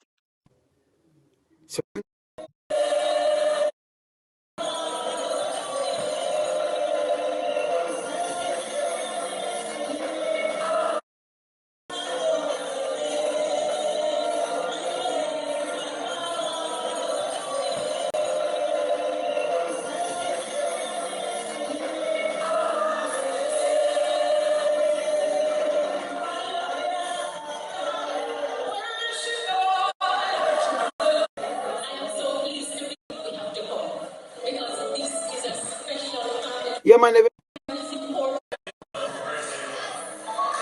Well, seen there? Seen there, my viewers and subscribers? So what does anybody realize the connection? I want somebody to think deeper for me now. I want somebody to think a little bit deeper for me. So if you see the Prime Minister and him a double together and doubly wobbly. Lord Jesus, I wish strong. What them say orange strong pastor too? How would the clot you say? So when you say Ariel Strong visit him too, I don't know what's sitting at clot. So it look like say I don't know everybody go get their hub here. Well on there, how you say? Me know say Andrew go there, me know say Malalu, Kalalu go there, and a couple more go there. So what you say? Ariel Strong go there too? While I want the students to think about that, I want you to pay to, oh, somebody said not Chang. Okay, okay. Well, it's not Orius. I just want to back up that maybe the subscribers. Not Orius Chang. Thank you for confirmation. But anyway, maybe the subscribers, I want you to listen to this part for me to know. So if you see Andrew a go in church, Andrew a double and double. And the next thing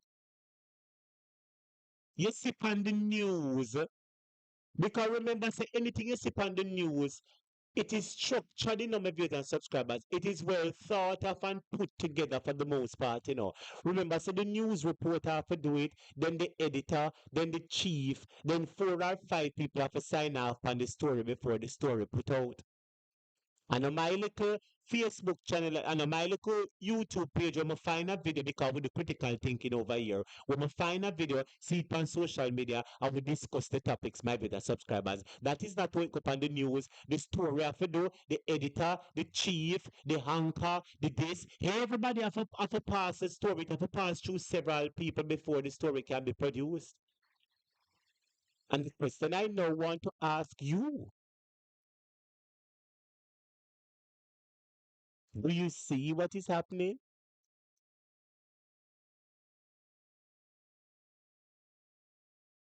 Do you see what is happening, my viewers and subscribers? Andrew Wholeness in a mix with every Mr. Me no know what I'm to Andrew, my viewers and subscribers. Andrew, I play with US and him a play with China. So that's how Andrew are doing, and him play with God and him play with the devil. And him same as Seventh-day Adventist, but him jump revival and Poco and Obia when him ready. What is wrong with Andrew? Murder! I don't know if Warmington go there, I know say Warmington make other people come and yard, come broke table and jump table in a Warmington yard because the boy did say so.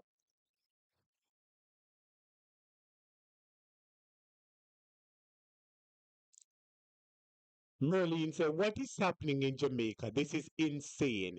This has nothing to do with mental health. The PM of Jamaica need to be ashamed to be connected to this form of evil. Sister, he's not only connected, he a jump fucker. Sister,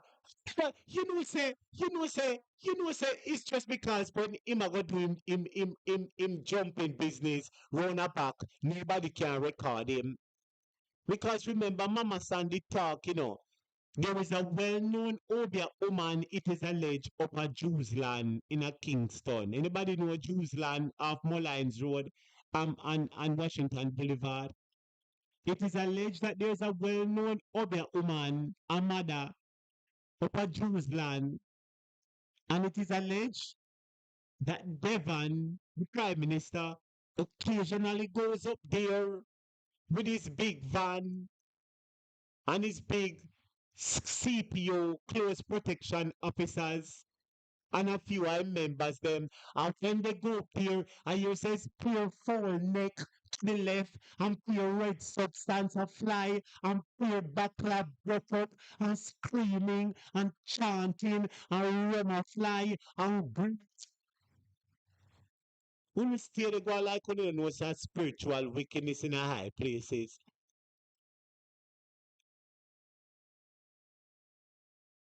When come like when have to remember, my video subscribers, that you see everything and everybody have their roots. And some people will try to shy away from their roots or stray away from their roots.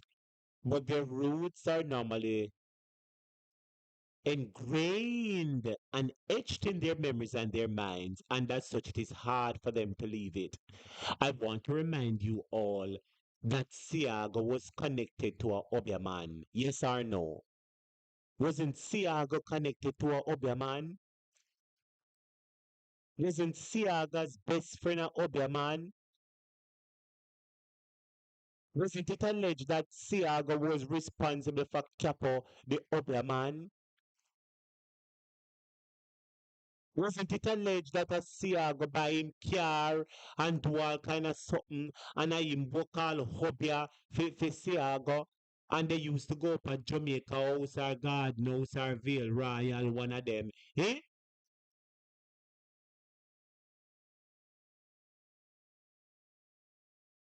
So me want ask a question now. We know said Siago and JLP used to mix up in a Poco and Obia. And here comes Andrew again, mix up in a Poco and Obia. You hear PNP name a call up in a no Poco and no Obia.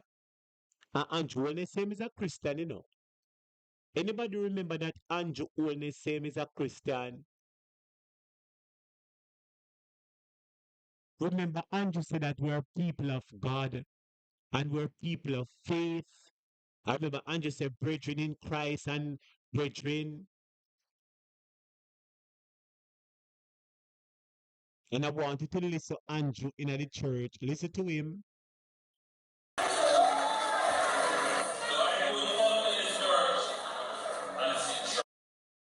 You see him? That is Dictator Devon. So the point I want to make to you, my little subscribers, if you see they connected to Babsy and they connected to Andrew and they connected to everybody, and now you're hearing that yes, they are an alternative or they're a possible solution to mental health. What does that say to you? Think about it. If this person and this movement is connected to Babsy and Andrew Holness and Malahu Kalalu and some other members of the Jamaica Labour Party, and we're speaking about a medical issue, mental health. And while they're focusing on mental health, they're making possible alternative solutions or recommendations. And this is what it is.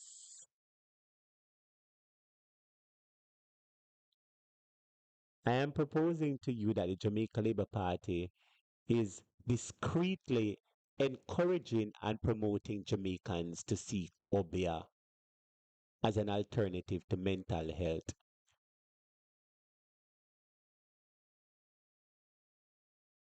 I'm putting it out there to you that they're discreetly encouraging the population to seek Obia and to try Obia as an alternative to mental health. And I am saying that it is wrong because Jamaica may, under God, increase in beauty, fellowship, and prosperity, and play your part in advancing the welfare of the whole human race. I want you to realize how they're doing it subliminally, you know. I want you to realize how they just do the story and they just play the story. And some people that see it and don't even put the two and connect the dots together. But I'm saying to you, my brother subscribers,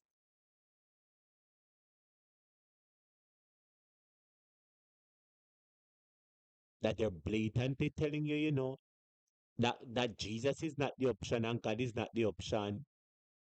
And I want you to realize all the symbols and signs that they use, you know. I want everybody to look, you know, look here, my video subscriber. Look all the symbols and signs that they use, eh? I wait there. And then come back. Seriousness of mental health issues. Look at this now. What this have to do with mental health?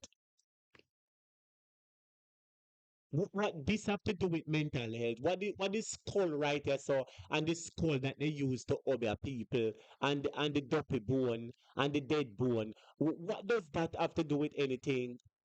Eh?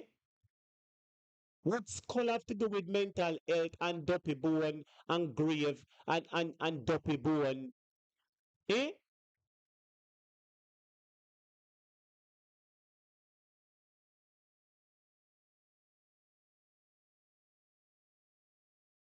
Somebody says hot topic. A true. When you have depression and go to mental health clinic, the doctor and the nurse tell you that you must go to a church and speak to a pastor and focus spiritually.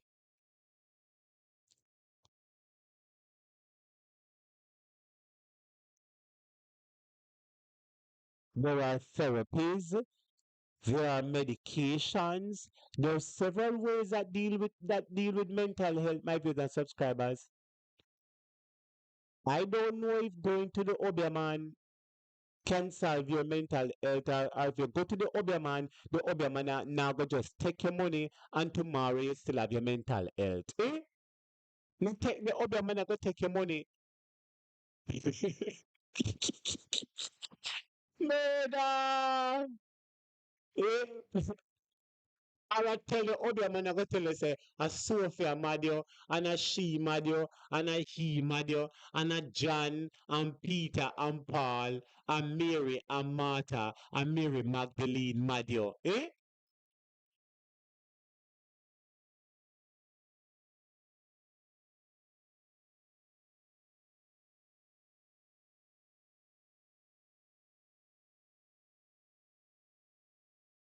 Oh, Jesus, let me read one story. So, my moderator Judith say, me hear say, is a man in Brooklyn, a who ya talk. I will name again. I never remember his name, I will name a brown or sit like that. I will declare this. Me hear say it's a man in Brooklyn or Campbell. No man, and after that name the up. Me hear say it's a man in Brooklyn up here went to Jamaica for put with Capo. Nobody couldn't put him down. Wicked Capo in the grave. Him give them hard time for bury. But the man from New York put him down. What a something something. But anyway, my brother subscribers, all I say to you, on cautious and open up on the eye master, because this government is subliminally sending messages to the people, and only those with eyes and ears are able to see and hear what is happening. Not everybody will see, not everybody will hear, and most importantly, not everybody will understand. All right. But anyway, my video subscribers, I am going to be going into the meat of the matter now. Attorneys representing I am going to be going into the meat of the matter, my dear subscribers, regarding the labor rights. I am going to be going into the hot topic, my dear subscribers, regarding the labor rights. Because I like what I am hearing of my dear subscribers. Me love the mix up when me I hear about the labor rights. Me like it. Because let me explain this to you. And the video that I posted a while ago and the responses that I received from you, it further helps to increase my confidence in knowing that many of us over here are wise and very knowledgeable, my viewers and subscribers, of what is happening regarding the Jamaican landscape. I have confidence in some of you guys, my viewers and subscribers, that you're fully up to date and you know how the government work and you will not fall into any of their snares.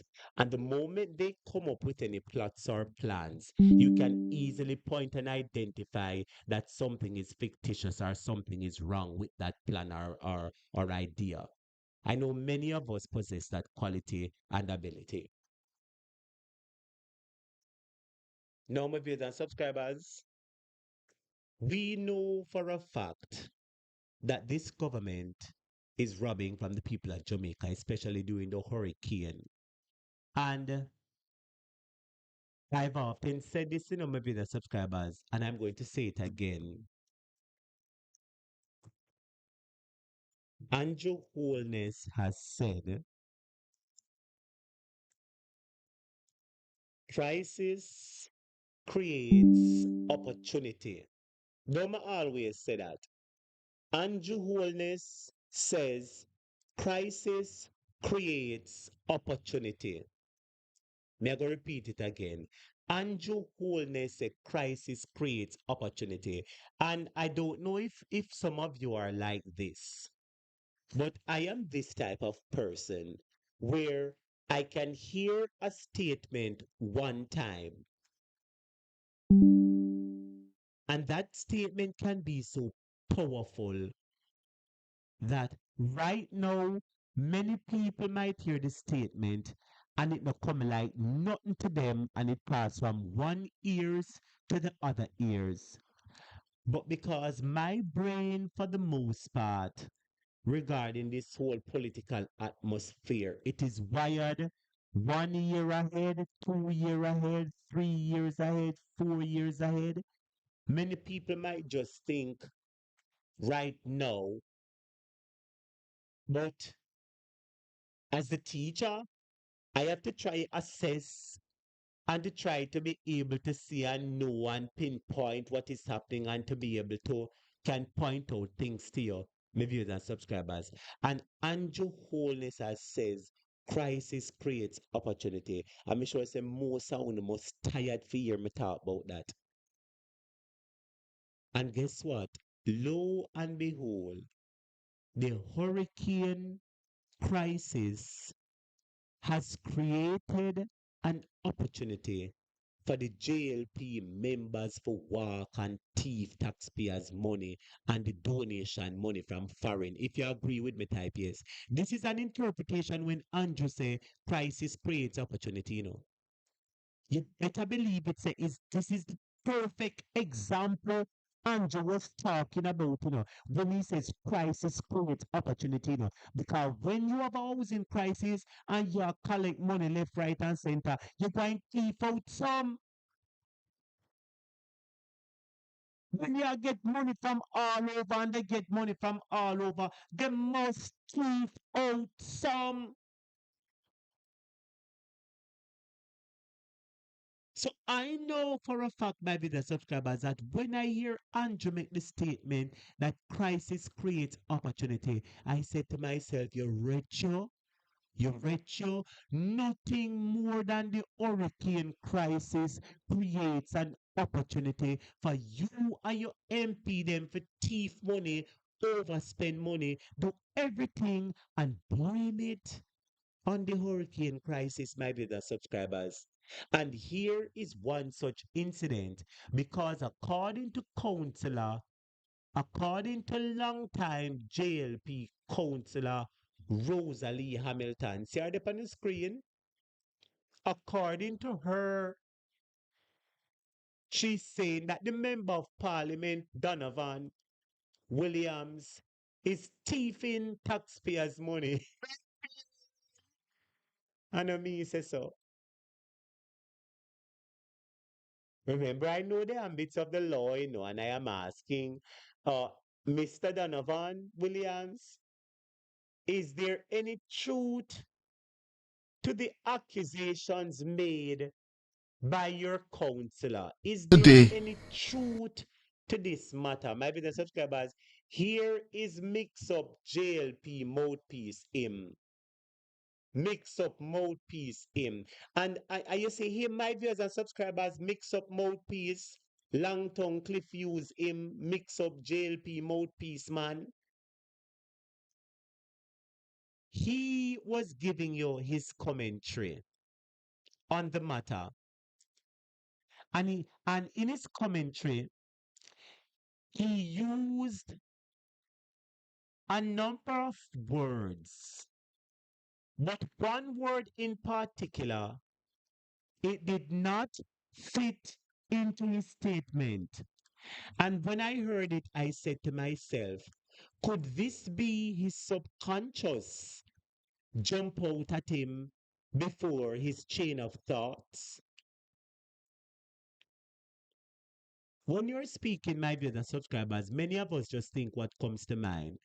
And many of us will try to think about it first and then process it afterwards. And many of us think one thing and say another thing because somebody can say, "Oh, do you like how the food tastes?" And you say, "Oh, yes, the food tastes nice, but deep inside your brain is saying, "No, a lie, Lord, the food salty, it tastes bad, Lord Jesus, it greasy, it not taste, the chicken bitter." Eh? And I'm going to let you hear Mr. Mouthpiece, wicked, hypocrite, long tongue mouthpiece from Mouthpiece Radio Station, who is the mouthpiece for JLP. I want you to hear him. And I'm going to highlight the point when he used a particular word. And you're going to hear that the word didn't fit into his sentence. I believe it was his subconscious jumping out at him. With that being said, here is the clip with the laborites exposing each other. Let's go into it. It's very dirty, it's very bitter, but I like it.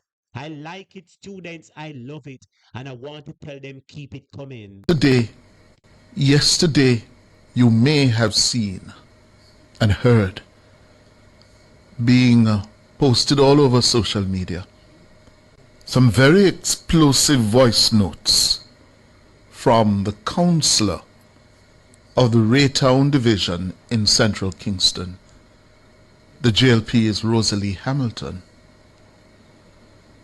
and she, known popularly as Rosie, she has been a foundation of the Jamaica Labour Party in that constituency for more than 30 years.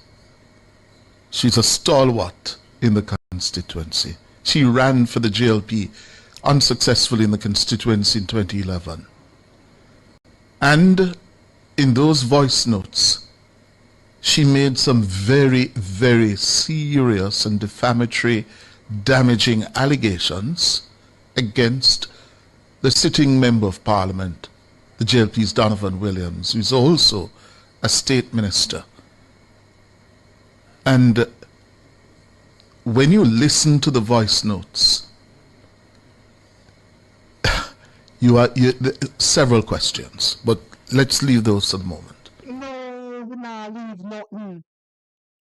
Hypocrite, long-tongue mouthpiece. We not leave nothing. Hello, my brothers and subscribers. You see, if it was PNP, you think him a leave nothing? No, I want to answer the question, my brothers and subscribers. If it was PNP name a call, if it was a PNP councillor expose a MP, you think he would have done? Anybody remember when the Auditor General says something about some business up by UA Hospital where some medical companies were receiving kickbacks? Anybody remember? And the Auditor General, she never called nobody name. Anybody remember? She didn't call anybody name. And it was hypocrite mouthpiece start talk, say a Jack Den and the PNP man. Remember, said the Auditor General who did the report, she never called no name, And him, the Auditor General, said she was leaving it at that. She was not calling any name. And him could have did leave it at that and don't call no name. But him decide to go call PNP name. And the question I want to ask you, long tongue mouthpiece from Mouthpiece Radio Station, why is it because a labor right you want to leave it alone? You see how they're hypocritical in their journalism? And that's why I tell you the country can better, My viewers subscribers, anybody remember the situation with Dwayne Vaz and Miss Chang? You remember how Mouthpiece have it on him station morning, afternoon, evening? Every time Mouthpiece get him speak about it, and you mean to tell me that this is something where it is alleged that a councillor, I say a MP, a thief taxpayers' money, and you Mouthpiece want to leave it? What do you mean by leave it?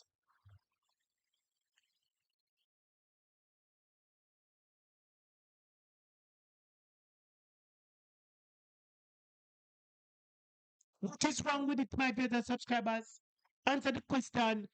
What is wrong with Cliff Hughes? It is things like these, my brothers subscribers, that brings to the front of the top the conversation that these people are not serious about Jamaica. These people, they're not serious, my video subscribers, about doing what needs to be done. These people, my video subscribers, are hypocrites and they're paid and for hire and broadcast for hire. You mean to tell me a MP, a councillor, a point fingers at our MP, say our MP a thief taxpayers' money, and you, Mr. Mouthpiece, say leave it? Leave it? Had it been PNP, it would have come on 6 o'clock, it would have come on 12 o'clock, it would have come on 1:30, 3 o'clock, 5 o'clock, 7 o'clock, 9 o'clock, 12 o'clock. My brothers, had this been PNP in the news, this man would not stop. But hear what him say? Him say, oh, leave it him now, ask the questions. If it was PNP, we know say him would have played vice note. Talk, if a true me a talk type true. We know that if this was PNP, he would have played the vice note and play every single thing. But because the government give him live outside broadcast contract, him not exposing them. And that is why I'm saying that a lot of people out there are not being true to the work that they're doing. A lot of people are not being true. A lot of people are partisan, political, and a lot of people have ulterior motive. Not a lot of people are true about journalism and bringing you the truth despite who it is.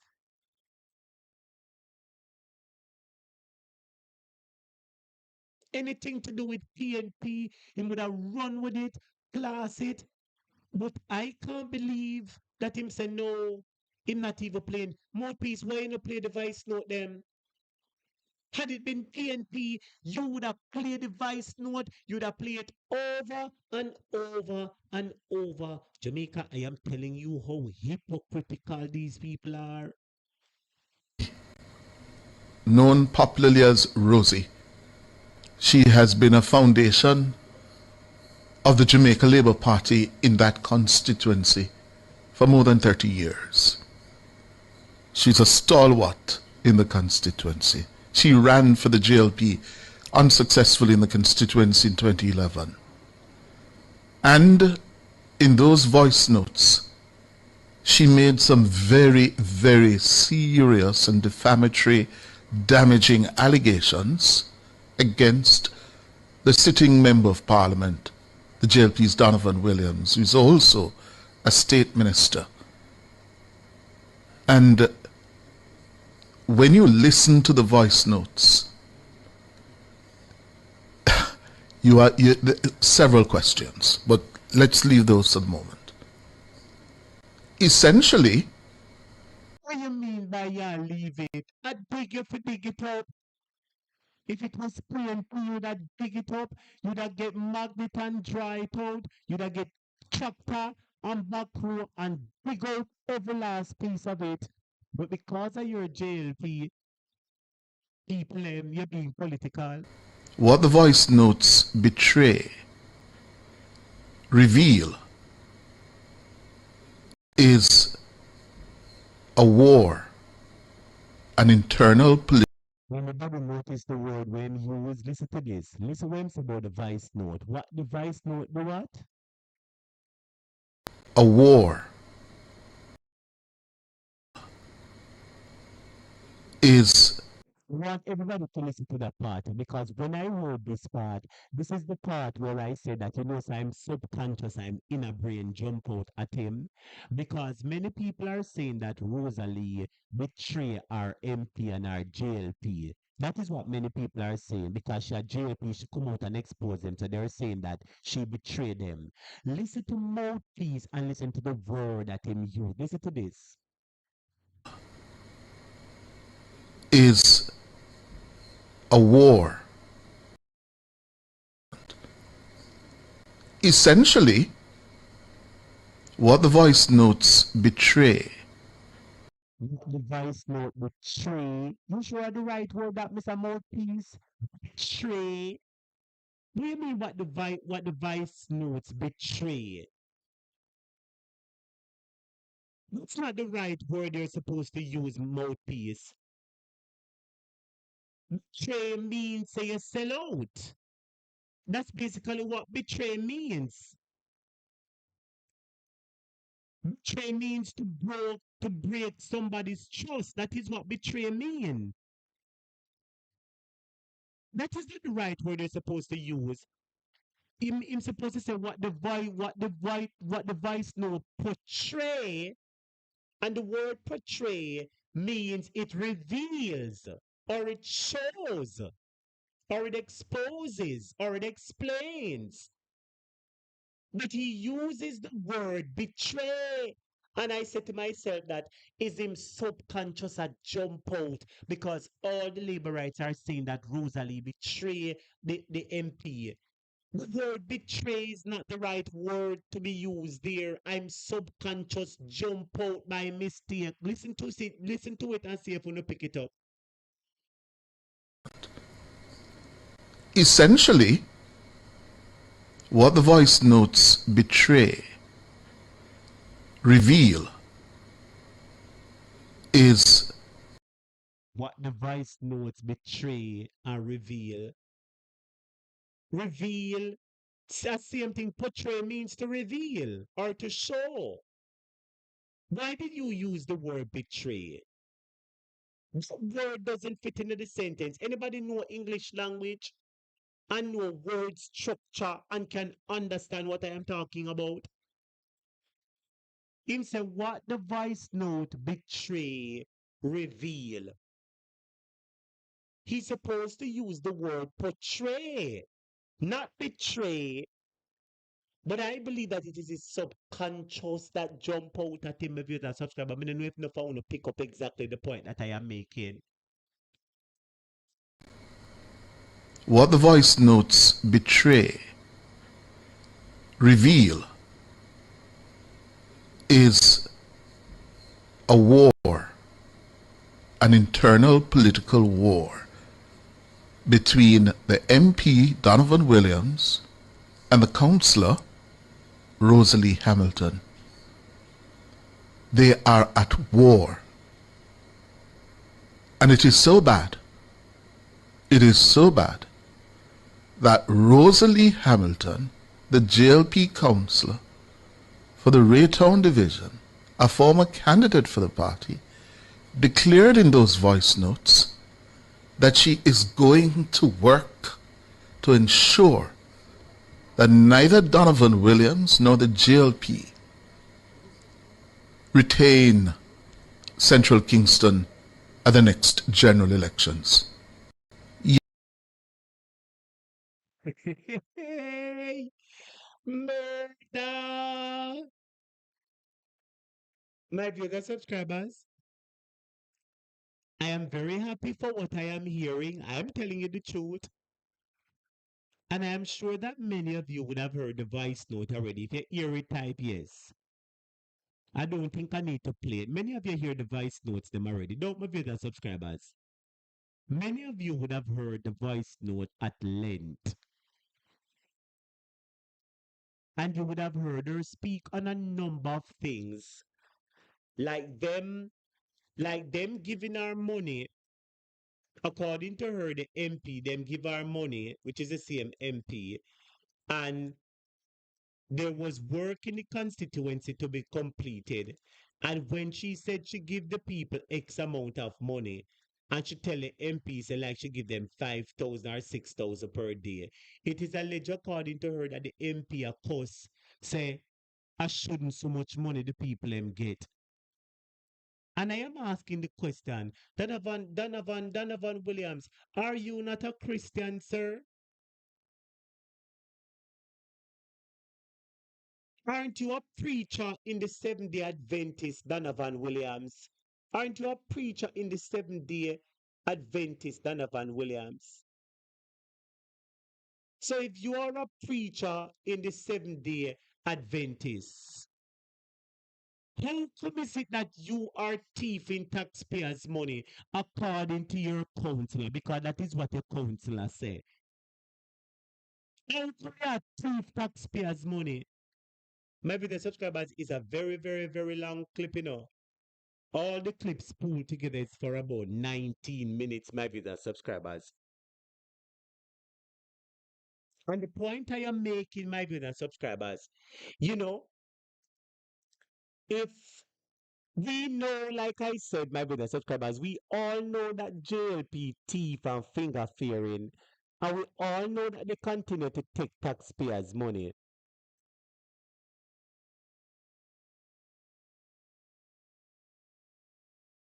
And we all know that they continue to take taxpayers' money. All of them, my viewers and subscribers, all of them.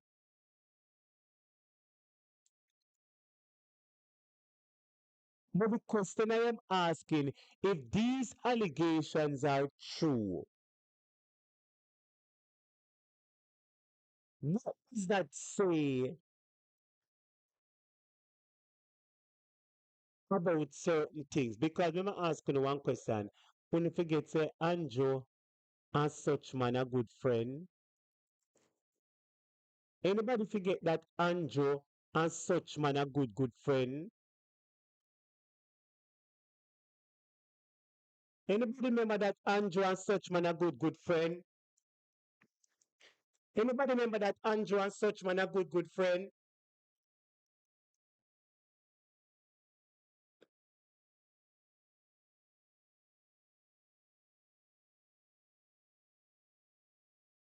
Anybody remember, my viewers and subscribers? Wow. That Andrew and such man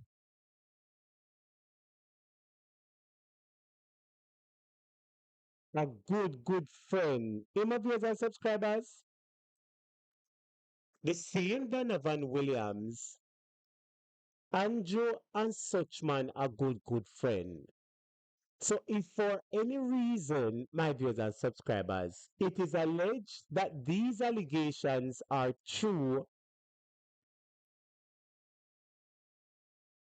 does Andrew have anything to do with it, my viewers and subscribers? And it further asks the question, my viewers and subscribers, is this something that the JLP is doing in every constituency? And that is why they can say they spend $67 billion. Because them say that they were giving away $20,000. The backdrop of the story is that the people in the constituency were supposed to get $20,000. And they were supposed to fill up some form and write down the name. And it is alleged that money disbursed, but it is alleged that it is said that the people them can't bother get the money. And some get the money and some name put on and oof and name no put on and oof and name put on no depend list and who no fit depend list and all sort of something. So could it be a forged list that the JLP have that these are the beneficiaries of the hurricane money or the $20,000? Anybody pick up the point I am making?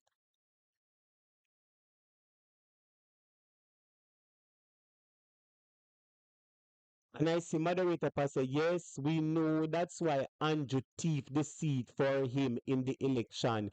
But PNP shouldn't lose a seat, they know. Remember, said that seat was declared for PNP, no Pat. Andrew have three good friends in a JLP if you don't know. Three good friends are Andrew. Three good people in a JLP are Andrew friend. Donovan Williams, Delroy Williams, and Andrew Wheatley.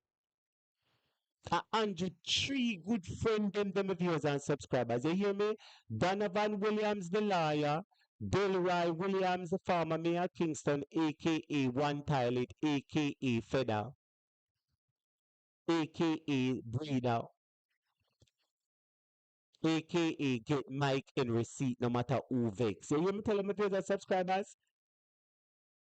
So when you look at all of these together, you say to yourself, say, rotted cop. When you put two and two together, my viewers and subscribers, they really start adding up.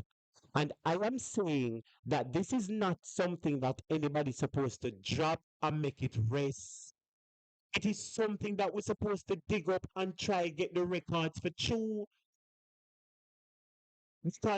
Because many people are praying to the Lord that the Lord do something and reveal and expose things. Who is for tell son of the Lord stir up the waters and we know for dig for the records for find out if there is fraudulent activities happening regarding payment of funds to civilians and the thieving of taxpayers' dollar. My business subscribers, if it isn't the next best thing, because guess what? If you hear say your opponent or your enemy a thief money or something, wouldn't the next best thing to do is to start digging? Jamaicans need to start digging. The Auditor General, other people, the internal, we call it the Integrity Commission. All people who can dig need to start dig in this, my business subscribers, and try to find out if they can get the records of what Rosalie is talking about. And let me tell you why it is important for us to dig. Let me tell you why.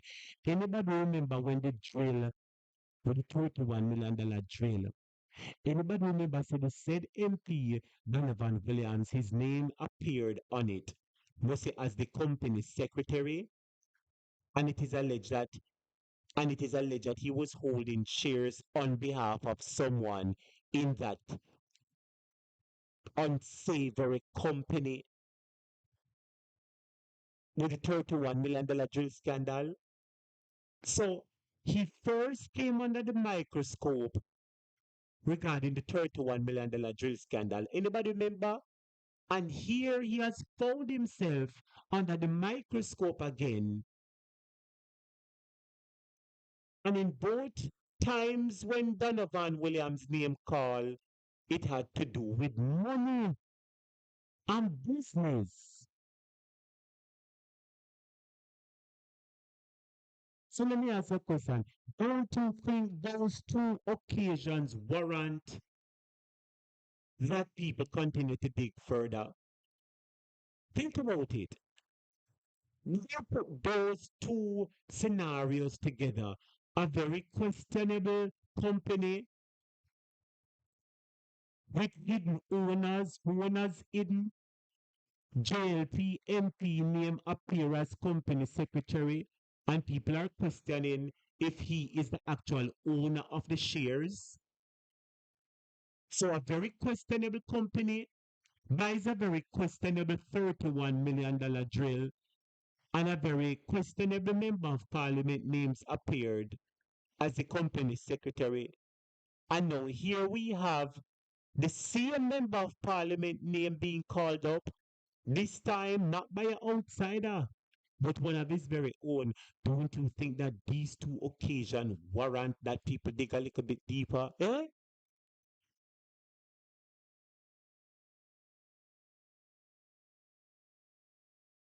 Pat said none of the two brothers won their seat to also Rhoda. Yes, couple seats were stolen.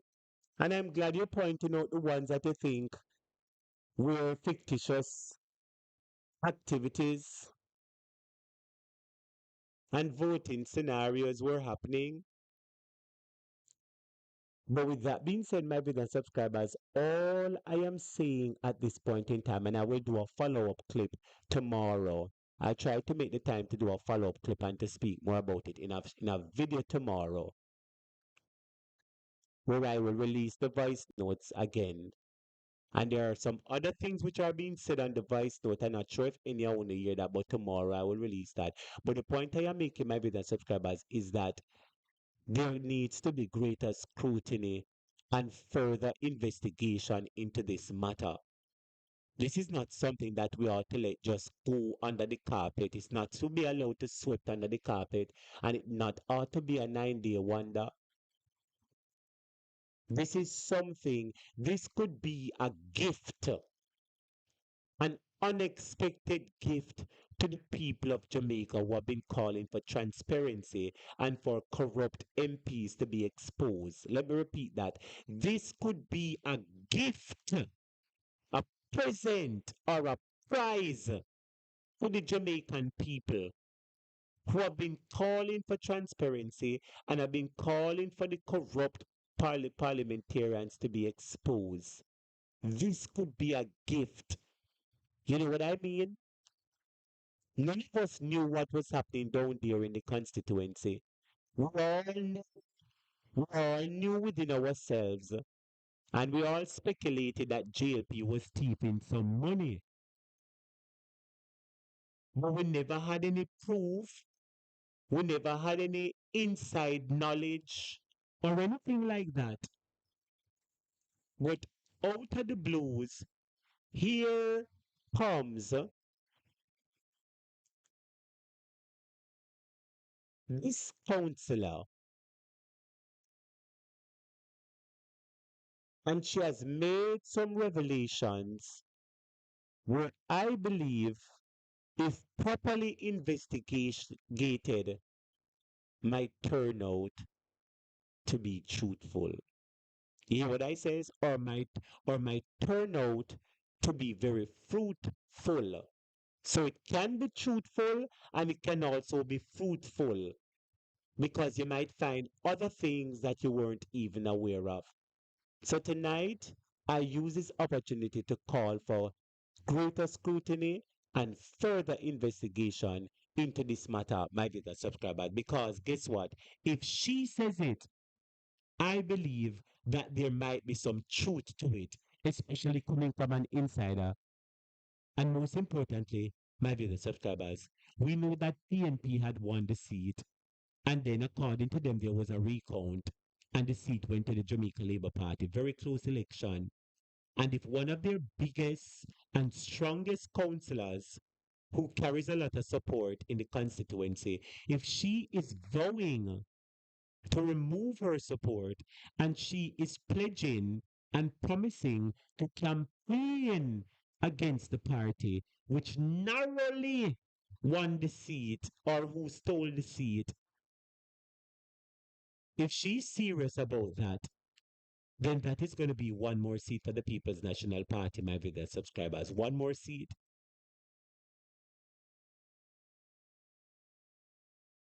One more seat for the People's National Party, my video subscribers. And all I'm saying, we should not let this go. And I hope that tomorrow they don't friend her up and should change our mind. I would like her to talk about the $31 million drill something because she might know about the $31 million drill, you know. She might know about the $31 million drill, you know. I believe she knows way more than she's talking, you know, my brother subscriber, because a counselor, she knows things.